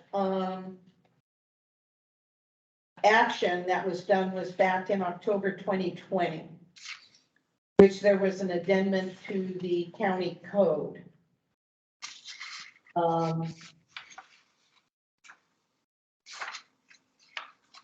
And then in January 2021, the amendment to the county code proposed to be included in the sustainable update report. And staff was to provide draft language for our review. And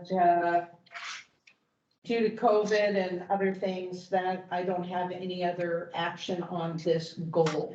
Yeah, so I can give an update on that.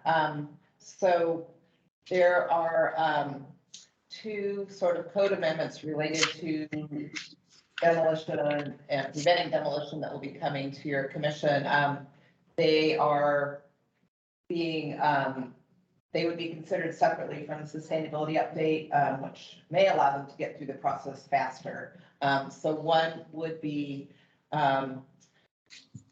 currently we, the county code, we require for when someone submits a discretionary permit, which means like a permit that requires approval by a hearing body and is subject to conditions. If a property has not been previously surveyed, they require review by the county historic resources staff, which is me. And if it appears that it may meet the criteria for listing, potentially qualify for listing, then we would require a DPR report. And the amendment to the code would be to require a permit for the demolition of structures that are 50 years old or older. And this would come to the historic resources staff. And this would be for any project, like if they only need a building permit, they would be required to apply for a special permit for the demolition for structures that are 50 years old or older. And I review that, and if it appears that it may meet the criteria for listing, then a DPR report would be required. So that'll help to reduce the chance of demolition of a structure that may meet the criteria for listing that hasn't been previously surveyed. So that's one amendment that will be coming to your commission. And then the second amendment would be part of that same package, which is what we had discussed previously. That's an incentive-based approach to support the maintenance and restoration of historic properties, where we would allow additional uses beyond those already allowed in the zone district, where such a use can support an economically viable use for the property and also support repair or restoration of historic structures. So those are, so that would also be coming to your commission. So those are currently in the works regarding demolition. And then I know the commission has seen the need, which I agree with, that there's some sort of affirmative maintenance requirement for historic structures that we don't currently have in our code. And I do think there's an opportunity with the change in the planning department organization to, you know, look at that again. I know the board of supervisors has been approached in the past about that, and they have not been supportive of it. But I think your commission could certainly consider approaching the board again, either individual, you know, your individual board member who appointed you. You know, I would suggest that, you know, one approach your commission could consider would be to provide documentation, possibly photos, where you're looking at the condition of structures, looking at the number of structures that may have been damaged, to sort of provide some documentation about the extent of the problem and the need for an ordinance. So that's certainly one strategy your commission could take. So those are my comments. So, commission members, you have any comments on these?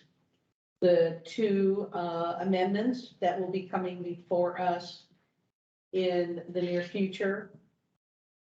What was the resistance historically by the supervisors for the demolition by neglect? I mean, what might have what was non-supported in that?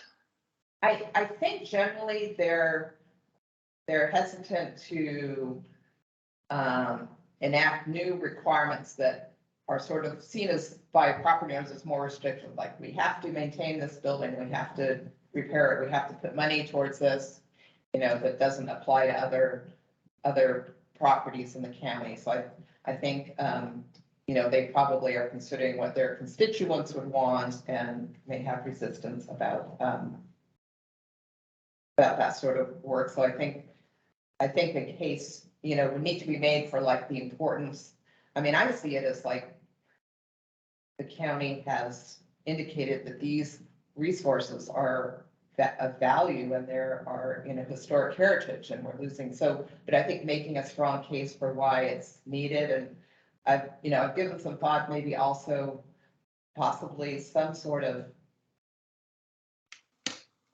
like the Redmond House as an example. Like, I don't think it's realistic to say we're going to require that you spend, you know, $10 million to restore at this point. So, I mean, that can be discussed in the future as well, but some sort of, you know, thought about how this ordinance would work and what would be, you know, what would happen when the cost became so exorbitant to restore a building. And I think the idea of an affirmative maintenance ordinance is that you keep it maintained so it doesn't get to that point where it's, you know, a demolition by neglect situation, like this building is no longer structurally stable and it can't be restored. So preventing that, but how we address, you know, cost and buildings that have been so severely damaged that, you know, the costs are, you know, significant. But that, those are sort of details of the ordinance, but thinking through all that in terms of how to approach the board about that, I think would be important.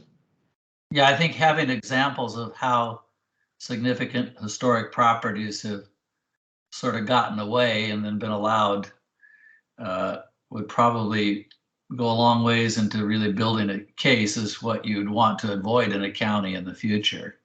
Right.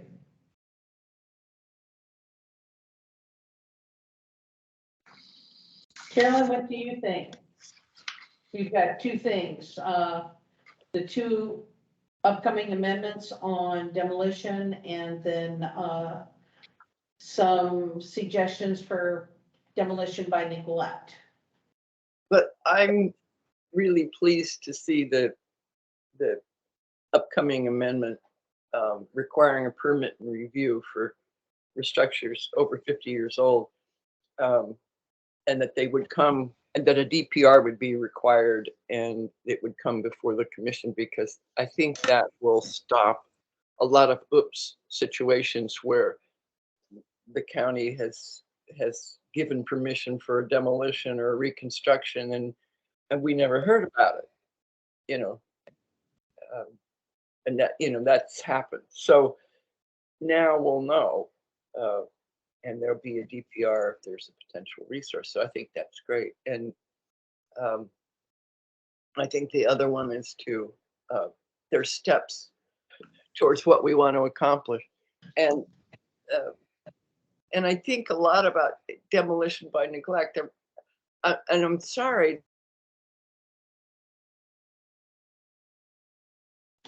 I have a hard time hearing Annie Murphy. So I can't, I didn't catch all of what you said, but it sounds like the Board of Supervisors has traditionally taken position against really enforcing stopping demolition by neglect, doing anything to actually require someone to repair their building. And we are now thinking of keeping track of or documenting buildings. Is that what I was hearing? That establishment of something to, I just couldn't get it all. Oh. Sorry about that. Yes, what I was suggesting to the commission is kind of working on this over time, but I think one strategy that could be successful with the board would be maybe taking photos of buildings that are historic that aren't being maintained and provide a number of examples, you know, saying this is a real problem. Look at what's happening to these buildings. You know, we need to take some action. I think that might be an effective way to approach the board. So the commission. What I'm thinking is we could essentially establish something like the watch list, only it would be for buildings that are endangered, you know, like we had a list of, and the commissioners could submit possibly, you know, this building's in my district and here's a photo of it. Here's a photo of how it used to look. Here's a photo of how it's looking now. And this is why I think, you know, why it might be endangered, you know, character identifying features are disappearing. Renovations are being started and not completed. But to keep some kind of a list or file or something so that we could present that to the Board of Supervisors, or, you know, have that to say that we're keeping track of, at least, of buildings that are endangered. Yeah, I think that's a great idea. And I live on 14th near East West, so I drive by the Buckhart's Candy Building, and it's like they're not painting it. The shingles, you know, the paint's starting to go, and that's sort of like an early step of like it's not being maintained. So I think even, you know, various levels of like showing the examples of like what's, and that could be sort of like this is where we want to catch it at this stage. It's like you need to paint your building, you know, to keep it from deteriorating further. Well, is there a way we could get like a template, establish a template that we could then, you know, say using maybe the Bayview Hotel as an example, you know, and fill out the basic, or look up, if it's on the inventory, which it probably would be, look up some basic information from the inventory and saying this is why this building's historic, and this is how it's looked in the past, and this is why we're concerned, and just have that on a form. Yeah, that's a great idea. Right, and we could have a space for like, historic photos or, when it was in good condition, and then a current photo. Yeah. Where we're concerned. One of the questions I had for the board here has been on some of these goals, they tend to be a little more complex, and this is the first goal that has had that complexity to it. And the question I have is, on something like this, do we want to separate these as instead of being one goal to be two goals tracked separately? Or do we want to keep working on them as one goal? I think these should be separated as two goals, because I think the demolition by neglect is a very strong separate entity. We could do a 3A and a 3B so that they are linked, but the progress, action items, work done could then be tracked separately. I think so. I'm already doing some cursory research, just finding from other cities and areas that put in place demolition by neglect statutes, and just looking at the political process and the will, and all that's involved and what it takes. And it's I'm the newbie here, but it's tremendously comprehensive to ingrain this and get this to be part of the community as something that's viable and recognized and to be used. So a lot of work to do there, but definitely worth the effort, I think, long term. Yeah, I agree with that, Neil, like gaining community support and, I think that could be part of it too. I think the community support is really important. And, the examples are profound. This isn't in the county. I noticed the other day driving up on Beach Hill, across from the Villas retirement community there's kind of a modern Art Deco apartment complex there. I think it's gray blue right now, but it's very keen on that architectural period. And they've already replaced some windows in there. I don't know how this happened, but that are just not the right windows to put in that building. And this is when people then start going, that's an ugly place. It's, the styles get mixed up. And I just hate to see that. We would all agree it's probably not a more endearing architectural style, but by the same token, it was a very strong style for a time period. And there's an example up there on the hill that's now being bastardized, if you will, with some architectural elements put on that. And, that's part of, from the county level, we want to avoid those kind of things. That just it's just an ignorance there when that happens.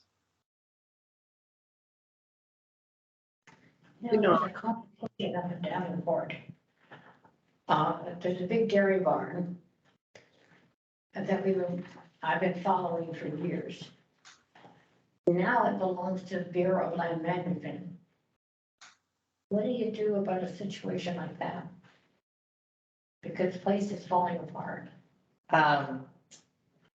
Yeah, I think that is also an example of demo by neglect. Is that the cheese house or something Yeah. different? Okay. Yeah, I can reach out. I think you mentioned that before. Maybe I'll talk to you offline, but I can try and reach out to the owner and see, make sure they're aware of this on the inventory, see if they. I think it was a couple of years ago that I talked to someone about it, and they had, there was quite a bit of excitement. They were gonna, BLM was going to restore it. So And then all of a sudden, there's nothing. And the place, it's just coming down. So the BLM they own the site that was owned by Cal Poly, because that was previously owned by Cal Poly. It's very complicated. Okay, I haven't figured out who owns what. yeah, okay. Oh, and that's another one, Cal Poly. They have a cheese house that was built in, I believe, 1853, Mhm. or maybe sooner. and, or earlier, I should say.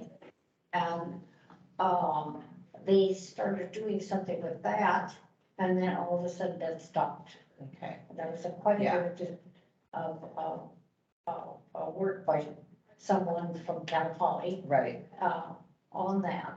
And they had it all cleared out, ready to do something. And now all the brush has grown up around it. And it's quite interesting because it goes back into the hill. And that's how it kept the cheese cold. mhm. So, Okay, yeah, well, I think these are good examples, Alberta, and I will look into the dairy barn situation. I'm not aware of that one. Yeah, and they probably be good candidates for the list. and they cut up there now, anything that's, old, it's just going, it's already disappeared. I mean, I sat there and watched it disappear. Okay.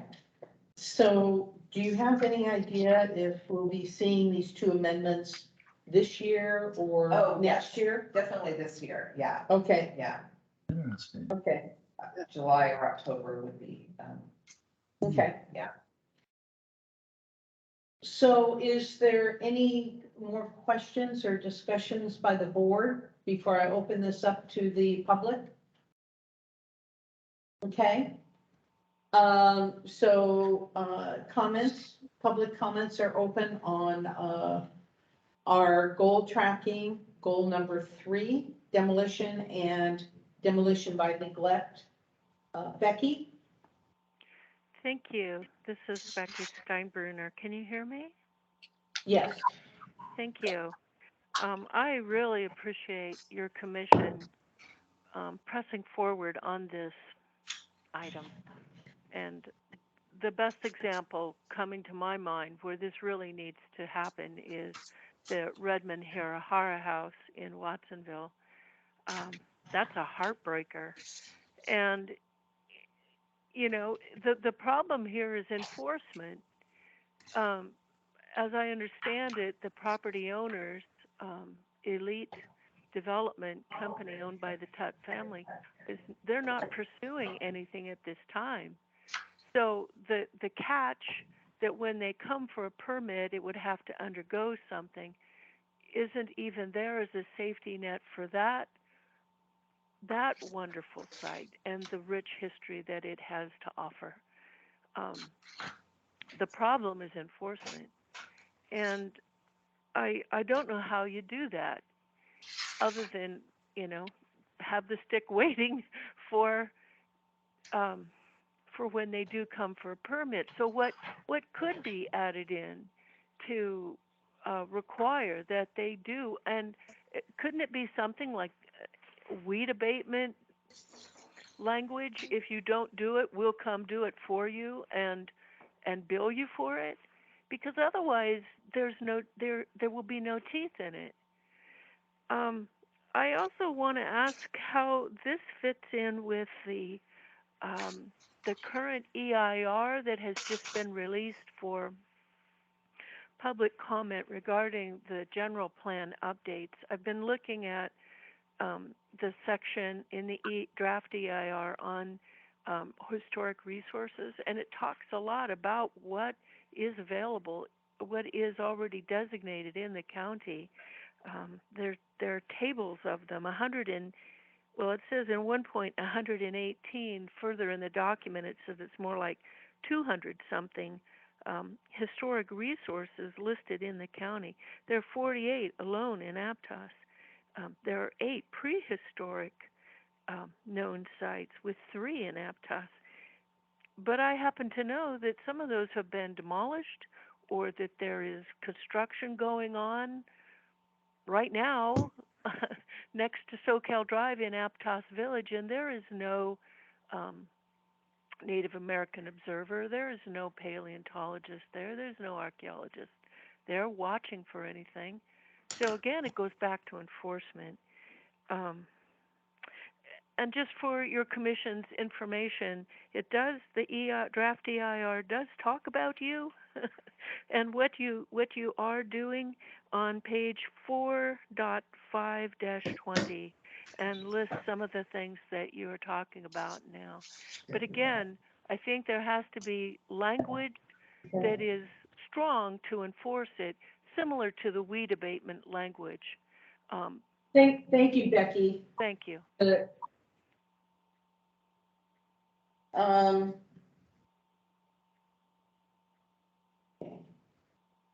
so if there's no more comment on this goal, I, can I, we? Go I, ahead. I wanted to make another little comment. Well, Sure. while Becky was talking, it hit me that just a point that demolition by neglect is not something that you can really come in to the process. In other words, it's timely. You think about the Redmond house and you think, what could you really enforce at this point to save that building?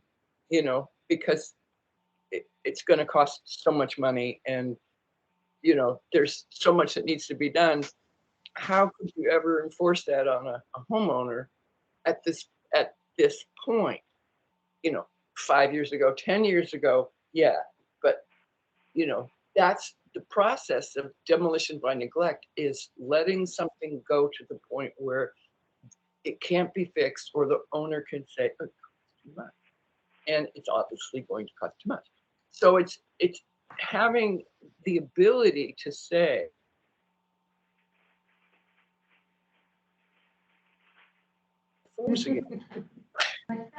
Refresh. step out, You froze in a key moment there. because at this point, it is partially up to us as a commission to flag the buildings that are beginning to go. Because at this point, when they're starting to go, you can say, hey, you need to do something now so that it doesn't get to where the Redmond house is, you know?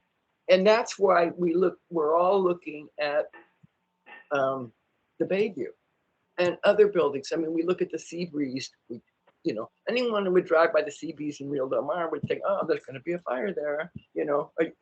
You just know, because it's gone too far, that it's very unlikely that building will ever be restored. And so we don't want to see those buildings. And so in a way, we need the tools that we can use to, and I think the county might be more responsive, the Board of Supervisors, if they know they can intervene early on, you know, so that there's a way of saying, you know, your house is just, it's beginning to have problems. You know, we want you to take care of these. We need some teeth at that point.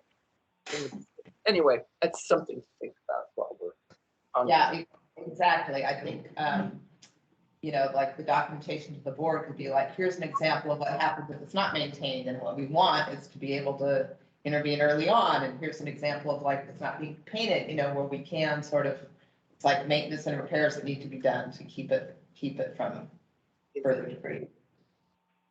Yeah. Thank you.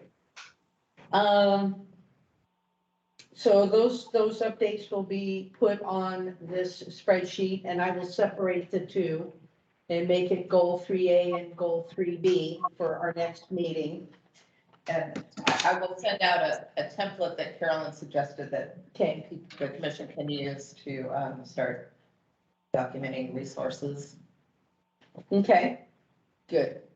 So going on to the next goal, which is continue the watch list. Sorry, Linda, I think on the agenda, anyway, I think people also want to talk about the inventory. Yeah, that's what I had written on the agenda. Oh, let's see.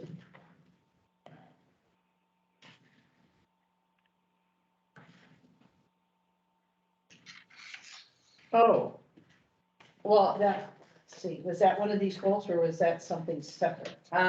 Yes, let's see that. I think it is be in here, Oh, goal number 2? right? I thought we talked about that last time.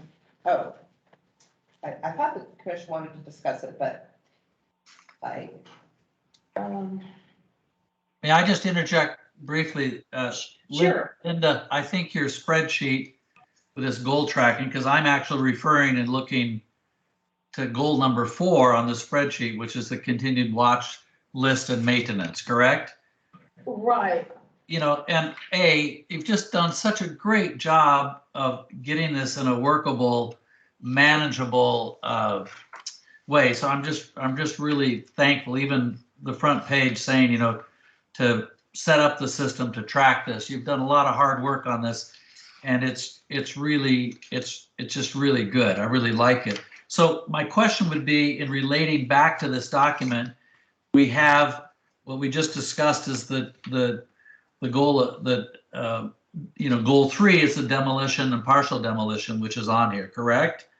And so we would continue to note on this document the progress that we're making towards that. And am I correct in noting that the last note on here would be April of 2018?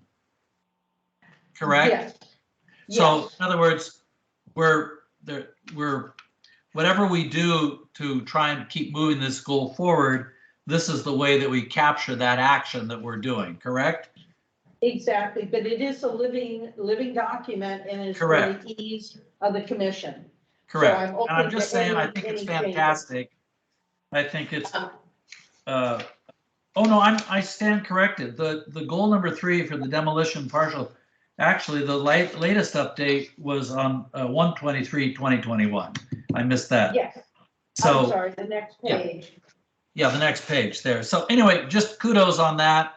I think it's a great way for us to move forward as a commission, that we really have these things delineated in this working document. And does the part we just discussed, the upcoming code amendments, does that fit in here at all, the required permit review, or is that just something that's sort of going on its own? That was my question relating back to our master document, that we've split these apart. We do have the demolition by neglect, but do we have this other area right here on, you know, the code amendments? So for 3A, the 2 new amendments, I will add that on here with, in the far right column, the action will be that they'll be presented to the board for approval by the end of 2022.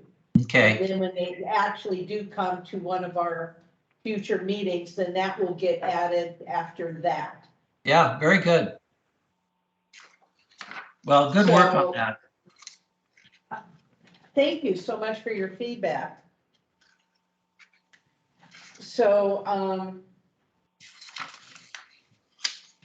if you don't mind, Annie, I'd like to try and keep moving of through course, these. of course. And then July, we'll go back and do our action items.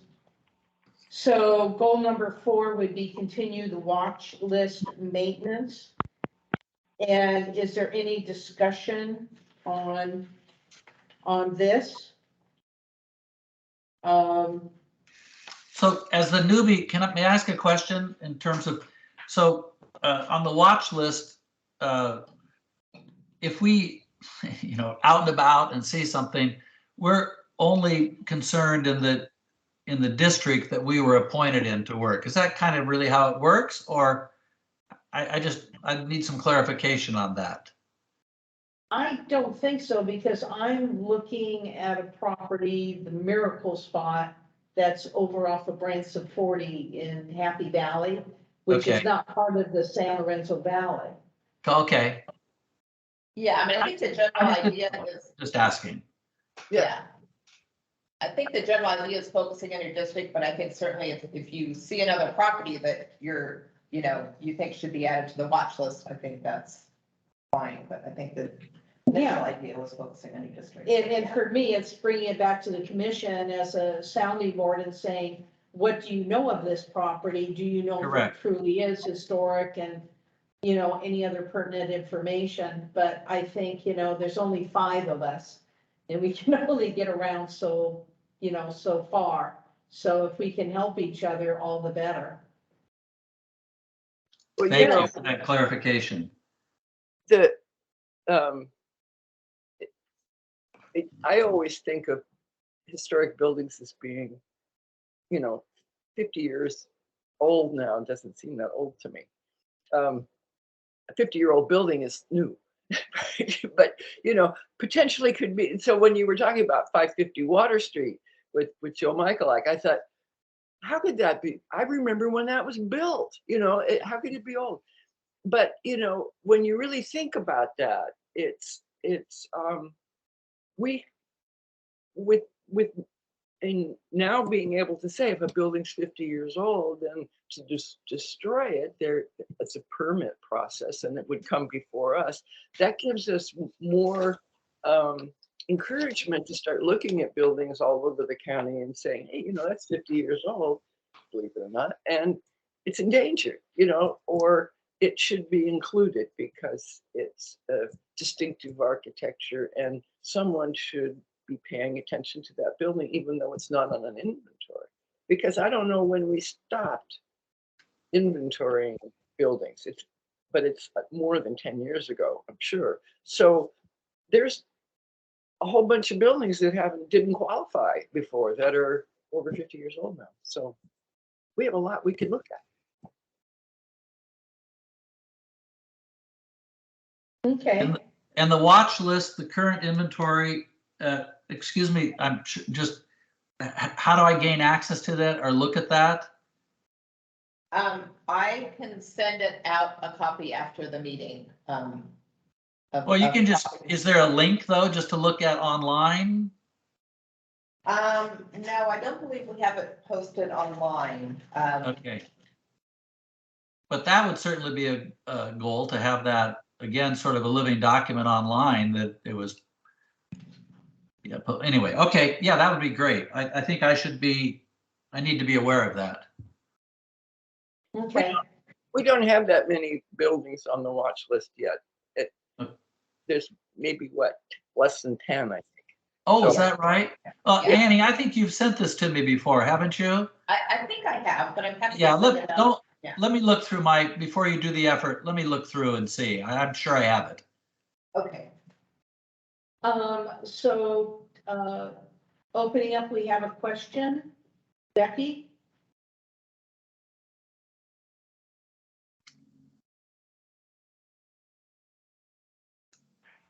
Okay, Oh, she was muted, I think. so, Hello, can you hear me?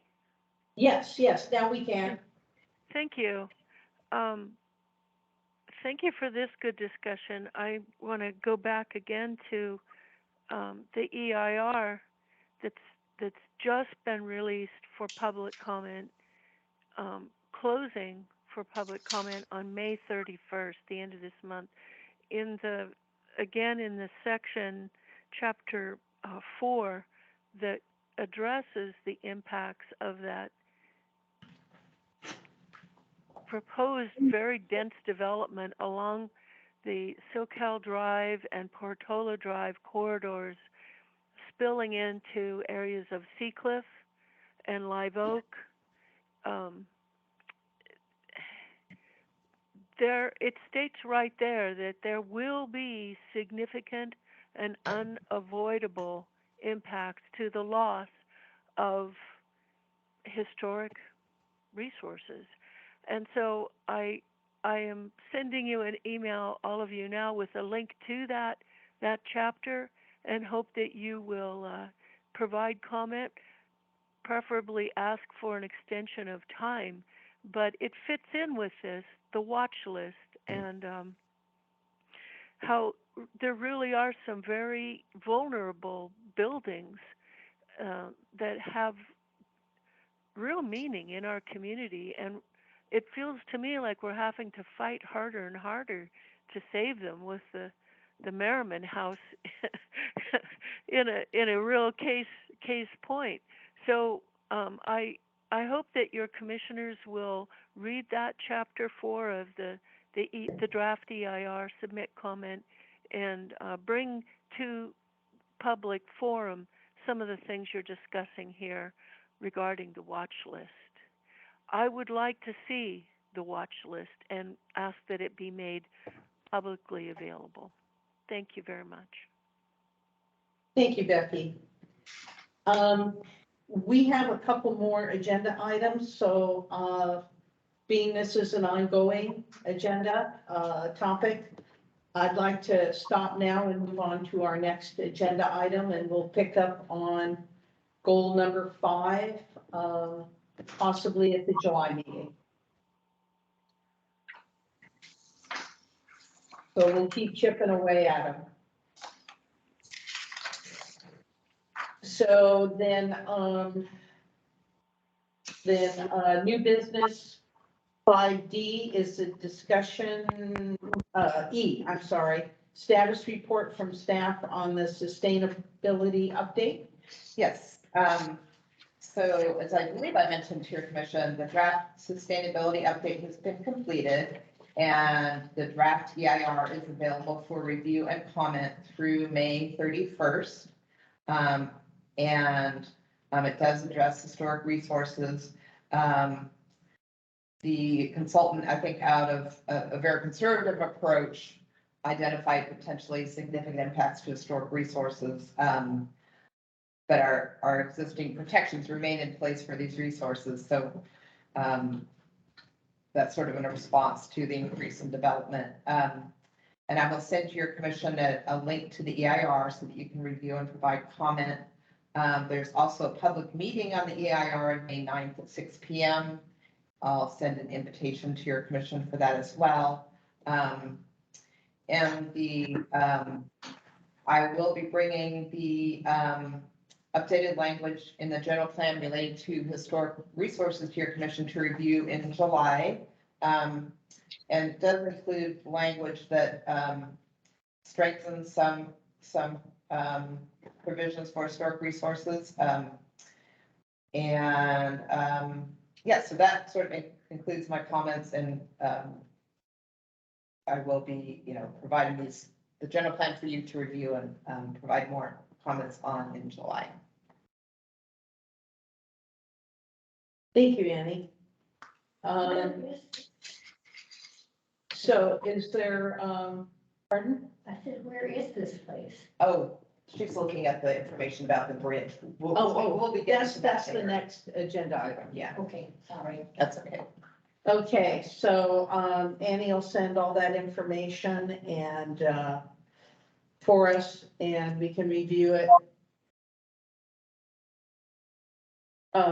So then moving on to the next agenda item, F, about the bridge on Big Basin Way, I believe, crossing Boulder Creek. Yeah, so I can provide a few comments on this item for your commission. So this was a late item of correspondence that I received, I believe, on Thursday. Oh, I believe I do have a photo of this. Let's see. There it is. So here's a photo, let's see, looking northwest. This is a bridge on Highway 236 in Boulder Creek at mile mark 4.27, constructed in 1926. And Caltrans is proposing to improve the bridge either by doing some alterations or replacing the entire bridge. And they're interested in learning whether the planning department or the Historic Resources Commission has any special interest in or knowledge of the Boulder Creek Bridge or any other resource within or adjacent to their project study area that should be taken into account during their architectural studies. So I wanted to provide your commission with an opportunity to provide any comments. They are requesting comments by June 13th. And I sent you also their draft DPR, which looks to be very detailed. I haven't had time to read the whole thing. They did find, let's see, they use different terminology, but it's anyway, they found that it's based on their sort of draft DPR that it's not eligible for listing in a local, state, or for national historic designation criteria, so that's their determination. So, so this is an opportunity for your commission to provide any comments or any information about the bridge or any concerns about their proposal. Well, I was fascinated with the history that they came up with, you know, that they documented here of the area and the roads, the development of the roads. I will say the bridge is very similar to several other bridges. It's not one of a kind in either Boulder Creek or the San Lorenzo Valley. Quite a few are cement bridges like that, the same type of neoclassic style and all built in the same time period. If they were to remove it, what would they put in its place? I don't, let's see, and I haven't honestly had a chance to read through all this information, either because they just submitted it. I don't know if they've gotten that far in terms of proposing. They do have, let's see, I did see, can I include that here? Now, did they say why? What is the reason? You know, they said to improve the bridge, so I don't know that, I didn't ask for that. I don't know all the details of why they feel it needs, you know, if it's unsafe or, I think the word they used was improve the bridge, so. You don't know if they're seeing cracks or any separations or Yeah. things like that. I don't know.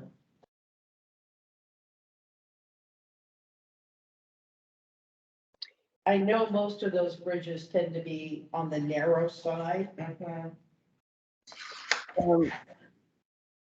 I have a question. Yes.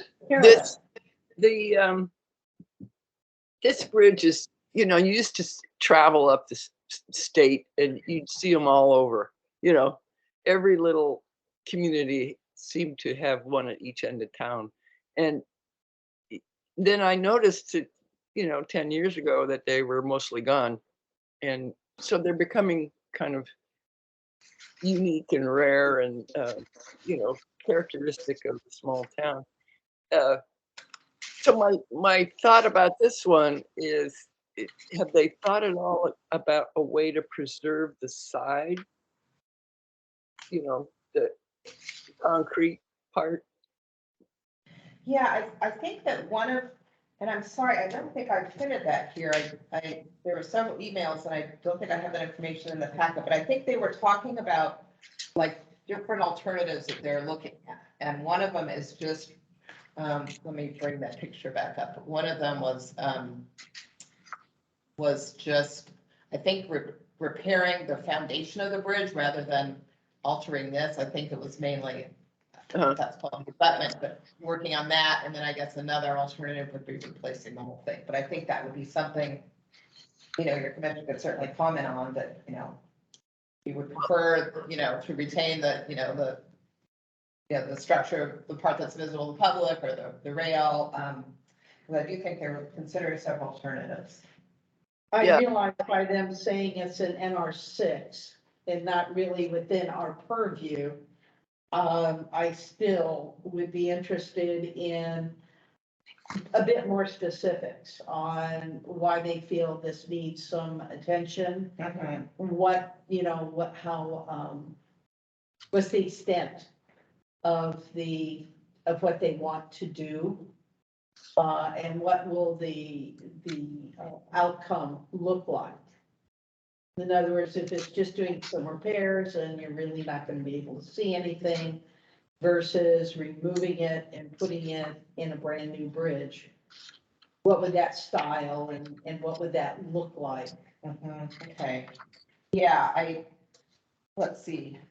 I know they wanted comments by June 13th, so perhaps one thing we can do is provide initial comments to them now, and then I could give individual commissioners the email, the person who's working on this, so commissioners could also comment individually, perhaps. That might be a way to do it so that, because I don't have all that information now. Right.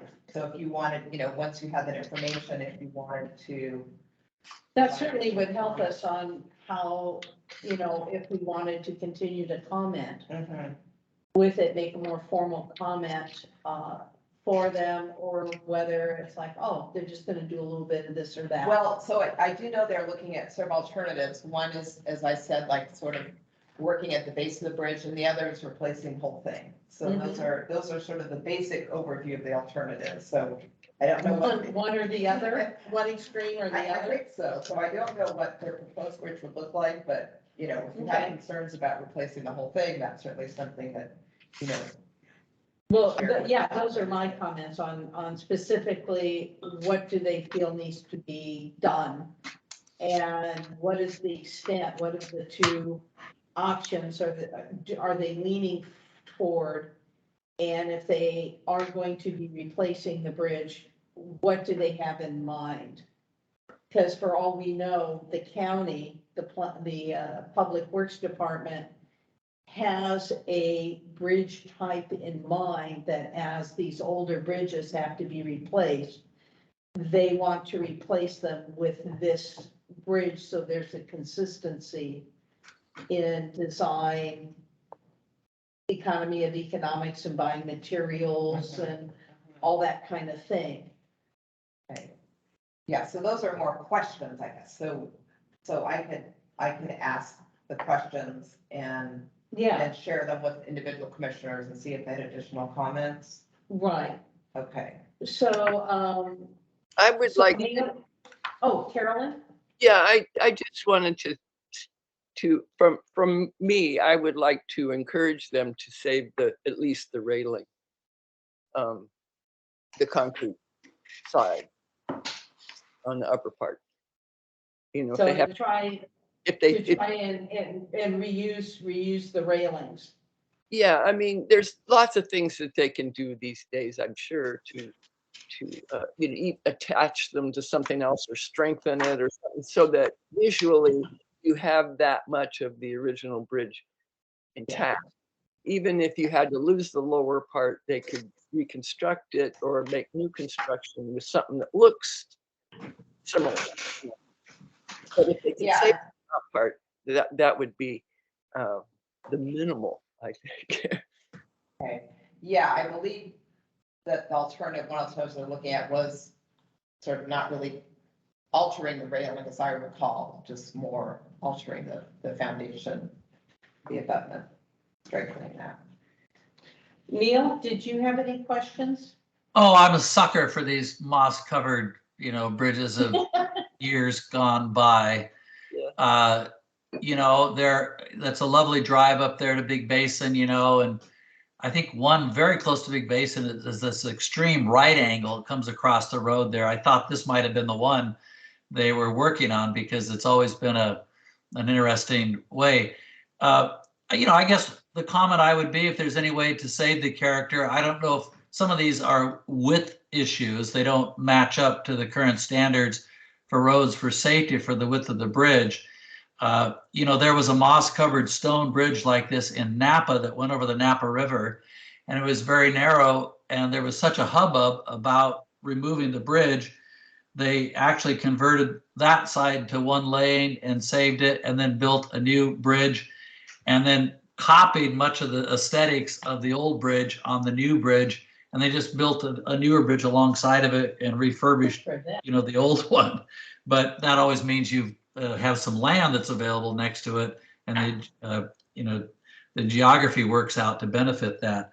But anyway, I think our comment would be any way to save the character of the San Lorenzo Valley and these bridges that are so much a part of it. You read, I did cursory read through the DPR. That's well written, and it makes a case if there's nothing super historically significant, even with the stampings of 1926, in the concrete. I always love that they took the time to form that and wanted to put the date in there, when it was done. You just respect this craftsmanship and this work that was done during the time, but it's probably historically not that significant. It's just part of the charm of the valley to not have a modern bridge there. And does it serve the standards for safety of the roads today? If it does, then if it can be rehabbed with maintaining the character, I think that would be the first thing that we would want to do and want to recommend. Yeah, it's a cool bridge. Now, Verda, do you have any comments on the I bridge? found out where it was. Oh, Just read. okay, so you have some questions, info, and some comments. So obviously you prefer to have it repaired and kept. Right. Um, I could add Carolyn's comment that, you know, the commission has seen bridges similar to this disappearing and would like to see the railing preserved, you know, if Mhm. possible, rather than the replacement, and has additional questions regarding the reason for, you know, the alterations or replacement, what the replacement bridge would, Yeah, you know, what it would look like, Yeah. what style and yeah. material kind of thing. There was one, excuse me, I don't know where I saw it, something on this, the same type of bridge. And what they did was they built another lane, and then that bridge, was one lane, and the other bridge was another lane. So they got their width. Yeah, Right. And the old bridge was still being used. no, Yeah. very creative. Yeah. Well, I think it- one other comment, you know, if in looking at the pictures, I think what is so unappreciated nowadays is, because I was in construction in the past, is the form work. When you see these entrances, these really nice curves of concrete at the start of the bridge, and the indented portions, and then it's formed. That picture you have on the screen, where the you know, the orange and black marker is on the edge, but it's not really apparent in the foreground. But those are these wonderful curves, and the way those were formed and built, you know, it's really pretty. It's pretty interesting. And of course, you know, they had this down, right? The state knew how to knock these things out and to do these forms. But doing that reverse form work, where you build the forms up, when you peel it back and you get this kind of relief in here, indentation, you know, that was just a respected craftsmanship that was done during that time period. You know, nowadays that would just be a solid pour there for efficiency for the guardrails, right? And so, you know, all this effort was put into that. So to the extent that that kind of can be saved, sure, it's not super historically significant, but it is an example of how those bridges were built in there. And to Carolyn's point, if you can save those rails and keep that incorporated in the bridge and just buff up underneath and whatever it takes to support it underneath, you know, that could be a win-win on that type of thing. Absolutely. Okay. Then we're done with new business. Do we have on there? Oh. Hello? Hello? So any public comments on agenda item 5F about this bridge in Boulder Creek? Becky? Yes, thank you. This is Becky Steinbruner. Can you hear me? Yes. Thank you. I am very happy to hear commissioners asking that the character of this bridge be saved. I have had great concern about other similar bridges in the county, one being the Aptos Creek Bridge and another being the Valencia Creek Bridge up near the intersection of Cox Road. What I would like to ask your commission to do is to send a letter requesting well, it used to be called the Public Works Department, requesting that when they are going to sell land next to these historic bridges, that you are consulted, because what has happened at the Valencia Creek Bridge, the county owned the land next to that beautiful moss-colored historic bridge, but they sold it to the adjacent property owner. So now it precludes the county doing what Napa County, and thank you for telling us about that, Commissioner Wood, what Napa County has done to preserve the character of their old bridges by adding a second bridge to the side in a separate lane of traffic and carrying through the historic character of the old bridge to the new bridge. So I would like to ask your commission to do that because there are a number of bridges like this in the county, and they will be coming up for hopefully not demolition, but certainly some restoration or possibly replacement, and I would like to see your commission involved in them. I've brought the issue of the Aptos Creek Bridge to your commission before, and I'm happy to see you discussing preserving another historic bridge in the county today. Thank you. I'm not quite sure where we fit in with that. Well, it's, the Aptos Creek Bridge is on the historic inventory, so any alterations to that would require review and by your commission. I'm not aware if the Valencia Creek Bridge is listed on the inventory. I think Valencia Creek Bridge is also on the inventory. Should be. Yeah, so if it is the inventory, then any alterations to that will require review by your commission. You know, as a commission, I don't necessarily think having notification of when a property is sold adjacent to a historic resource is not normally something that would be done or that we would be involved with in terms of who owns property, so I don't. But certainly any, certainly any proposed alterations to a designated historic structure, including bridges, would require your review by your commission.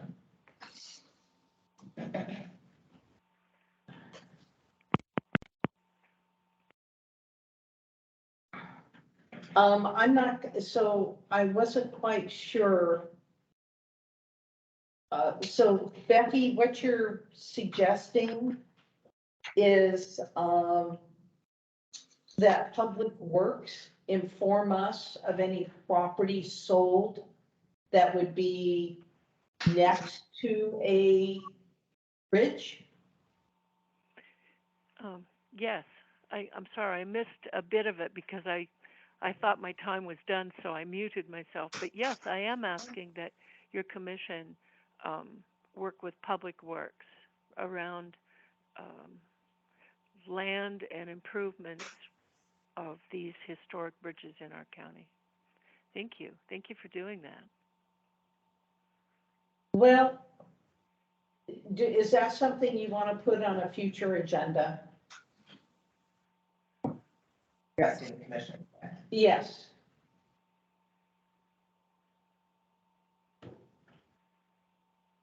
Because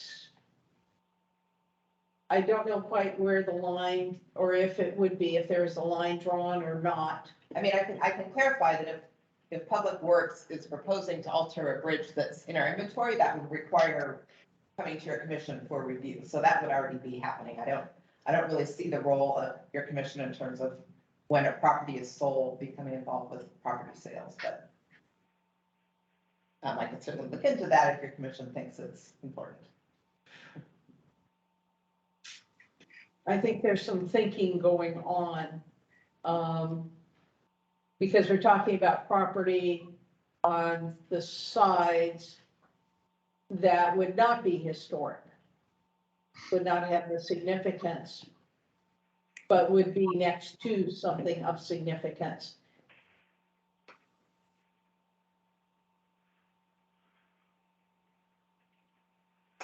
Yeah, I would say generally that's probably outside the purview of the commission's work in terms of certainly our historic preservation ordinance doesn't affect properties that aren't designated. So Is it something we want to maybe deal on a case-by-case basis when something comes to us?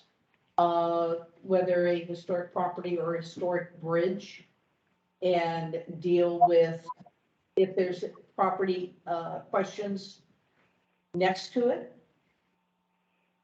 Do we want to do that?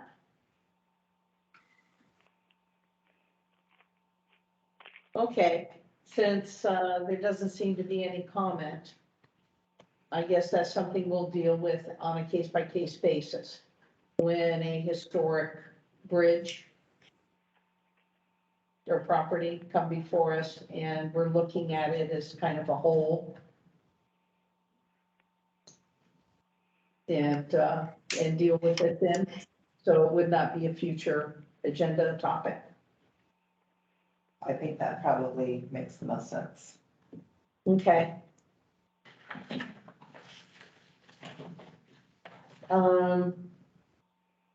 So moving on to our old business, then a report by Commissioner Woods on the History Fair Subcommittee. It sounds like you're getting a lot of materials together. You know, I'll be down there, I'll be bringing Alberta. She'll be working the Davenport table, but you'll have me. And I'll be bringing my binder of the entire inventory. So people can flip through and look at it very gently, though. Some of those pages have been in there for a few decades and the holes are getting a little torn on the DPRs. Those little round holes. Yeah, but I mean, it's like that thick. It weighs a ton. So what Barry and I are working on, we want to make this booth, instead of just a presentation, we want to make